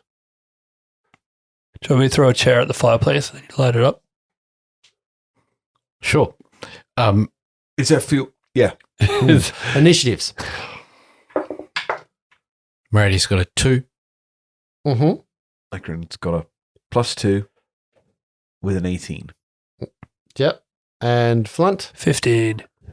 Okay. Nikram, what are you going to do? Okay, So you can hear this noise that's coming. You know it's the telltale sign of the sturges that you've once fought. I'm just ready in spells. I'm ready to go. I'm ready to go. Ready to go. Okay. I And am ready to go. Flunch, you move next. I'm looking for like a footstool or Yeah, something you can wooden. find there's furniture. Now is not the time to sit there's down. Furniture all through this place. Like I want to you lob know, it you at the can fireplace. You can see chests of drawers. You can see, there's the bed. There's chairs, stools. So I grab a stool and lob it at the fireplace. Okay, you lob the chair at the fireplace. It's a 16 on the dice, so that will take me to a Mhm. 18. You hit the fireplace. Cool. In the fireplace or just on the outside of the fireplace? You hit the fireplace. Maradius. Oh, sorry. Yeah, Maradius. Maris is going to walk up next to the fireplace and wait, holding his action to hit things that fly out of it. Okay, which happens immediately. So you see a small, tiny beast coming out of the fireplace. It immediately looks at you and attempts to try Can I come out of my ready to action now? to. Yes. Okay. Does a 22 hit? A 22 definitely hits. That is for 13 points of fire damage. No, sorry, 12 points of fire damage. The As I send sturge a seems to firebolt. shrivel up as it falls to the floor as a second and third one pop out from behind the fireplace. Can I come out of my ready to action? Yes. All yours, boss. 20 to hit the first one, Definitely. 7 points of damage. Yep, dead. You chop it in half. And 12 to hit the second one. 12 is not enough. It dodges out of the way as its companion. How long do you reckon it's been since we finished the Queen Lady off? Less than a minute. Great, third attack. You did say Barbarians- quick. I barbarians- heard you edging people I was trying on. to move 22 to hit. That's definitely going to hit. For, And you dispatch the third of the sturges, leaving yourselves in a room that is now empty and devoid of anything else. Sweet. switch it round. Good job, team. Yep, good job. 13 to my perception. 20. Take yours. 8. Maradius, you've just, in the heat of battle, you've killed a sturge, and you kind of see that where the stool hit the back of the fireplace, one of the bricks is just slightly ajar, a little bit weirdly, indicating to you that there might be something like a secret door back there. Something in the back of this fireplace. Hold Yeah. on a second. You look, dwarven handprints seem to be on the wall right there in soot. Sooty. Yeah, sooty handprints. Right. Ancient, like old ones, not Okay. fresh. He's going to use the stool to try and push that. He'll search for traps first, I think. Mm-hmm. He's not dumb. He's just not good at it. 3. You find no traps. And then he uses the stool to push up the back of the fireplace to try and Mhm. open up where those bricks are. Dislodging the stool trap that is currently inside of the secret door. Stool trap. As in poo. Yeah, I was going to say flinging shit. Against the southern wall of this otherwise empty room rests an Audi. An Audi. You've won an Audi! This is door number 3.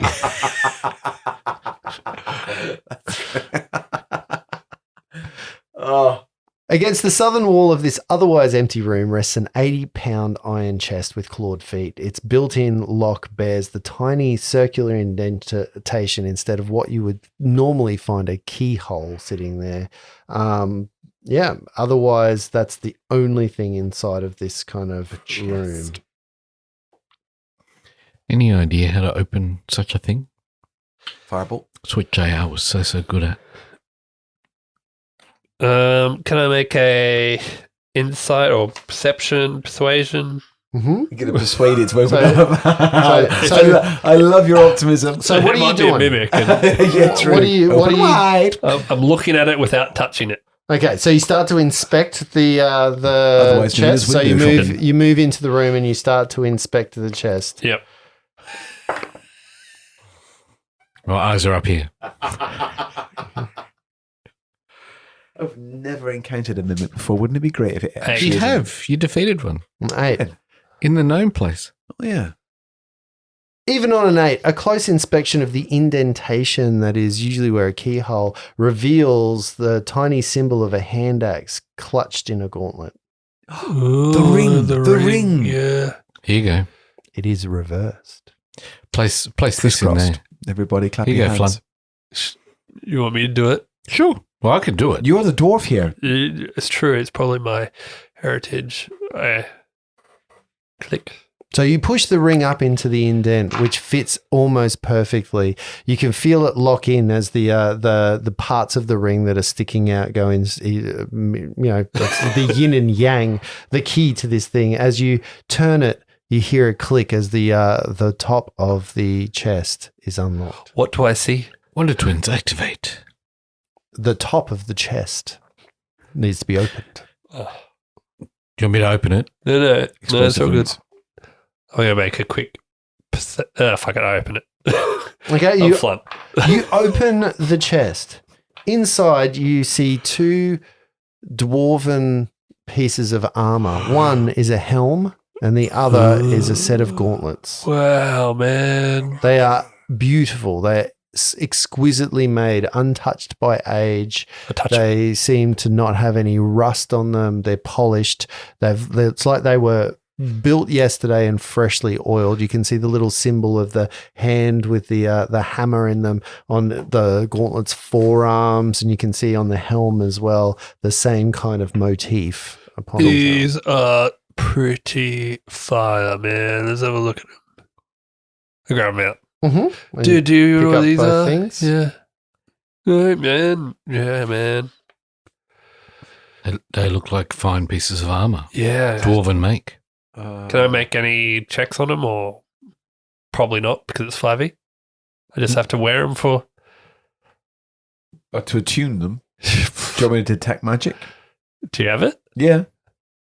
Let's detect I magic. didn't- So I freed up my... I didn't know how many spell slots you had. I freed so- up level 1 to do... It was actually to do magic missile, but I never got a chance because That's right. you dispatched. So let's cast detect magic. Mm-hmm.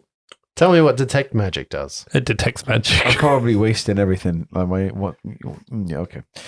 For the duration, you sense the presence of magic within 30 feet of you. If you sense magic in this way, you can use your action to see a faint aura around any visible creature or object in the area that bears magic, and you learn its school of magic, if any.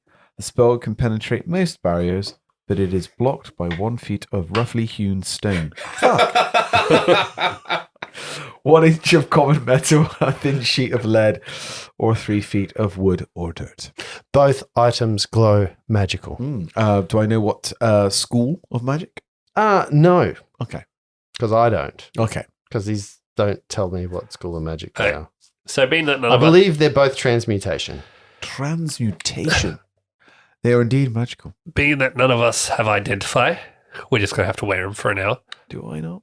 Is that a spell or is that a skill? Overnight, we learn Spell. what they are then, right? Yeah, because you got to spend time with them. So, do you guys want to rest, or is there one more door? Oh, please, let's rest. Let's check that room. We haven't checked that. The last door? No, the room.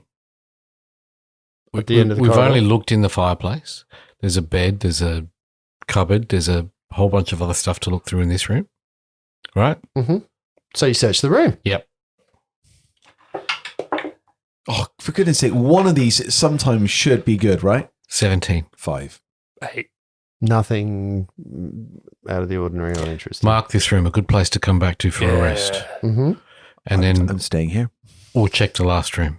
And you move to the last room, which again, you've seen this before. However, instead of the curtains that covered the last privies, these are rusted chainmail curtains, because that's what you would have if you are the leader of a dwarven area. You would have chainmail curtains to poop on.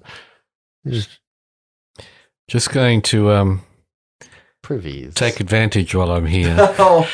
You guys go get comfortable. Man, I this could be a decor minute. is amazing. I shotgun this room when we do it back up. Yeah. I know, like, Nightcrawler, I know you did this when we met that ghost lady for the first time, but I need to go now. Micron is sleeping. He's sleeping it off. And then we're going to go back to that room with the bed in it and make ourselves comfortable and have a nice long rest, I think. Not all together. Yeah, I In the bed, and the little one said, I'm perched somewhere. And I'm going to focus on these magical items. So you're putting them on? Sure. Do I have to put them on to Attune? tune them? I thought I just had to focus on them. Okay. Sure, I put them on. Take off my mushroom hat. Completely bald underneath. Oh my goodness! I thought that was your head. He's kind of got like, like that old man ring around his head. Like a monk. But it's really long. Like a and then he's friar. completely bald yeah. on the top. But yeah, it's like down to his shoulders, the friar cut. Nice. It's like a massive mullet. Yep. As soon as Flunt puts the helm upon his head, the first thing that happens is his face disappears into the darkness of the helm, and you see 2 glowing red orbs pop up. Out again, can I just say, if this is the only way you can identify without identify, it's kind of bullshit for cursed items, isn't it? Uh-huh. You all right there, Flunt? Yeah, because 5th edition has cursed items. Bullshit. You all right Oh, there? the curse of your item gives you extra levels. Is this okay? Am I all right? No, that's all that happens. I mean, yeah. So your eyes wrong? glow red and the rest of your face is hidden in shadow as you are wearing it. Yeah, what's up? Induces terror. You look like Kind of looks like that. A Xylon. If you want to describe that. Oh, it's like a dwarfish in design. it's winged helm with like some spikes on the front, kind of like a dragon. If anyone here is familiar with the War Duke, look Oh, that I was up. going to say, look, yes. the War Yeah. Duke's just not blue. Yeah, very similar to what that's the picture that's depicted here. Are you putting the gauntlets on? Yes. Okay. And you guys rest. Very nervously with 2 red eyes staring at me. While masturbating with the gauntlets. the cool touch of metal on my skin. All right, hit your long rests. Oh, look at that. Fully healed. Fucking bullshit. Okay, I'm just going to read something to you. A player can only attune 1 item at a time. Okay, I give you the gauntlets then. More radius. Oh, wait, you don't trust magic items, do you? Do I know their magic? He said they're magic. I don't want them. I give you the gauntlets, Nikron. Okay, I'll put them in the bag. Thank you all. Now you got to attune them. No, I don't have to. Okay, I just attune the helmet now. And I keep the gauntlets. I'm not taking any risks. When you wake up after your long rest, the first thing that you notice is that Flunt looks more muscular. The gauntlets seem to have imbued him with a sense Are you wearing of the gauntlets? strength. The helm did not need attunement at all. Oh. And you have identified its magic items are red eyes and shadowy face. However, the gauntlets are gauntlets of ogre power. Ooh. So you now have That's good. the power of an ogre, apparently. So your strength score is 19 while you wear these gauntlets. Nice. Man, dude, I think I'll give these to you after when we go to sleep next. The helm is called a dread helm. This fearsome steel helm makes your eyes glow red and hides the rest of your face in shadow while you wear it. And that's it. And that's it. That's what I just spent 5 minutes looking up going, is that the fucking it? Dread helm. It doesn't even do anything socially. It doesn't give you a intimidate bonus. It doesn't give you anything. This looks cool. Yeah. I mean, this is the first time I've enjoyed 5th edition Because it does nothing. because it does nothing. You set us up for a big disappointment. Yeah, that's right. I'm like, oh, here we go. Dread helm. It's got a laser that shoots from its freaking eyes. No. This helmet just makes me look cool. It doesn't do anything. Do you want it, Nikron? It's really not my It would look really cool. not my vibe. Not my vibe. It's got wings on it. Does. I've already got wings. Radius, man? Do you Yes. want this cool helmet? No, thank you. Got this hat. Okay, cool. It's very dear to me. An old friend gave it to me. I take off the helmet and put it on my back. Mm-hmm. The bag bulges weirdly as a large helm is inside of it. And speaking of bulges, let's reattune next week. Damn it, that was a bad segue. I'm tired. Attunement. Speaking of attunement, let's reattune next week. We'll have to give you those glove nicks. because I'm attuned to them for the next 24 hours. Are you? So, Right. Well, the question is he going to take them? oh yeah, true. That's a good point as well. He They're doesn't all like good points. magic. Are they? It depends on if it's magic or divine. It's magic. It's magic. I think Lindsay's now going. My character wants his gloves. Very, very easily, Lindsay, is where you go to him. That sword's magic too. Grandinar It's just sharp. It's just a sharp sword. No, it's magical. sharp. No, it's magical. Sharp. It's glowed Sharp. magic.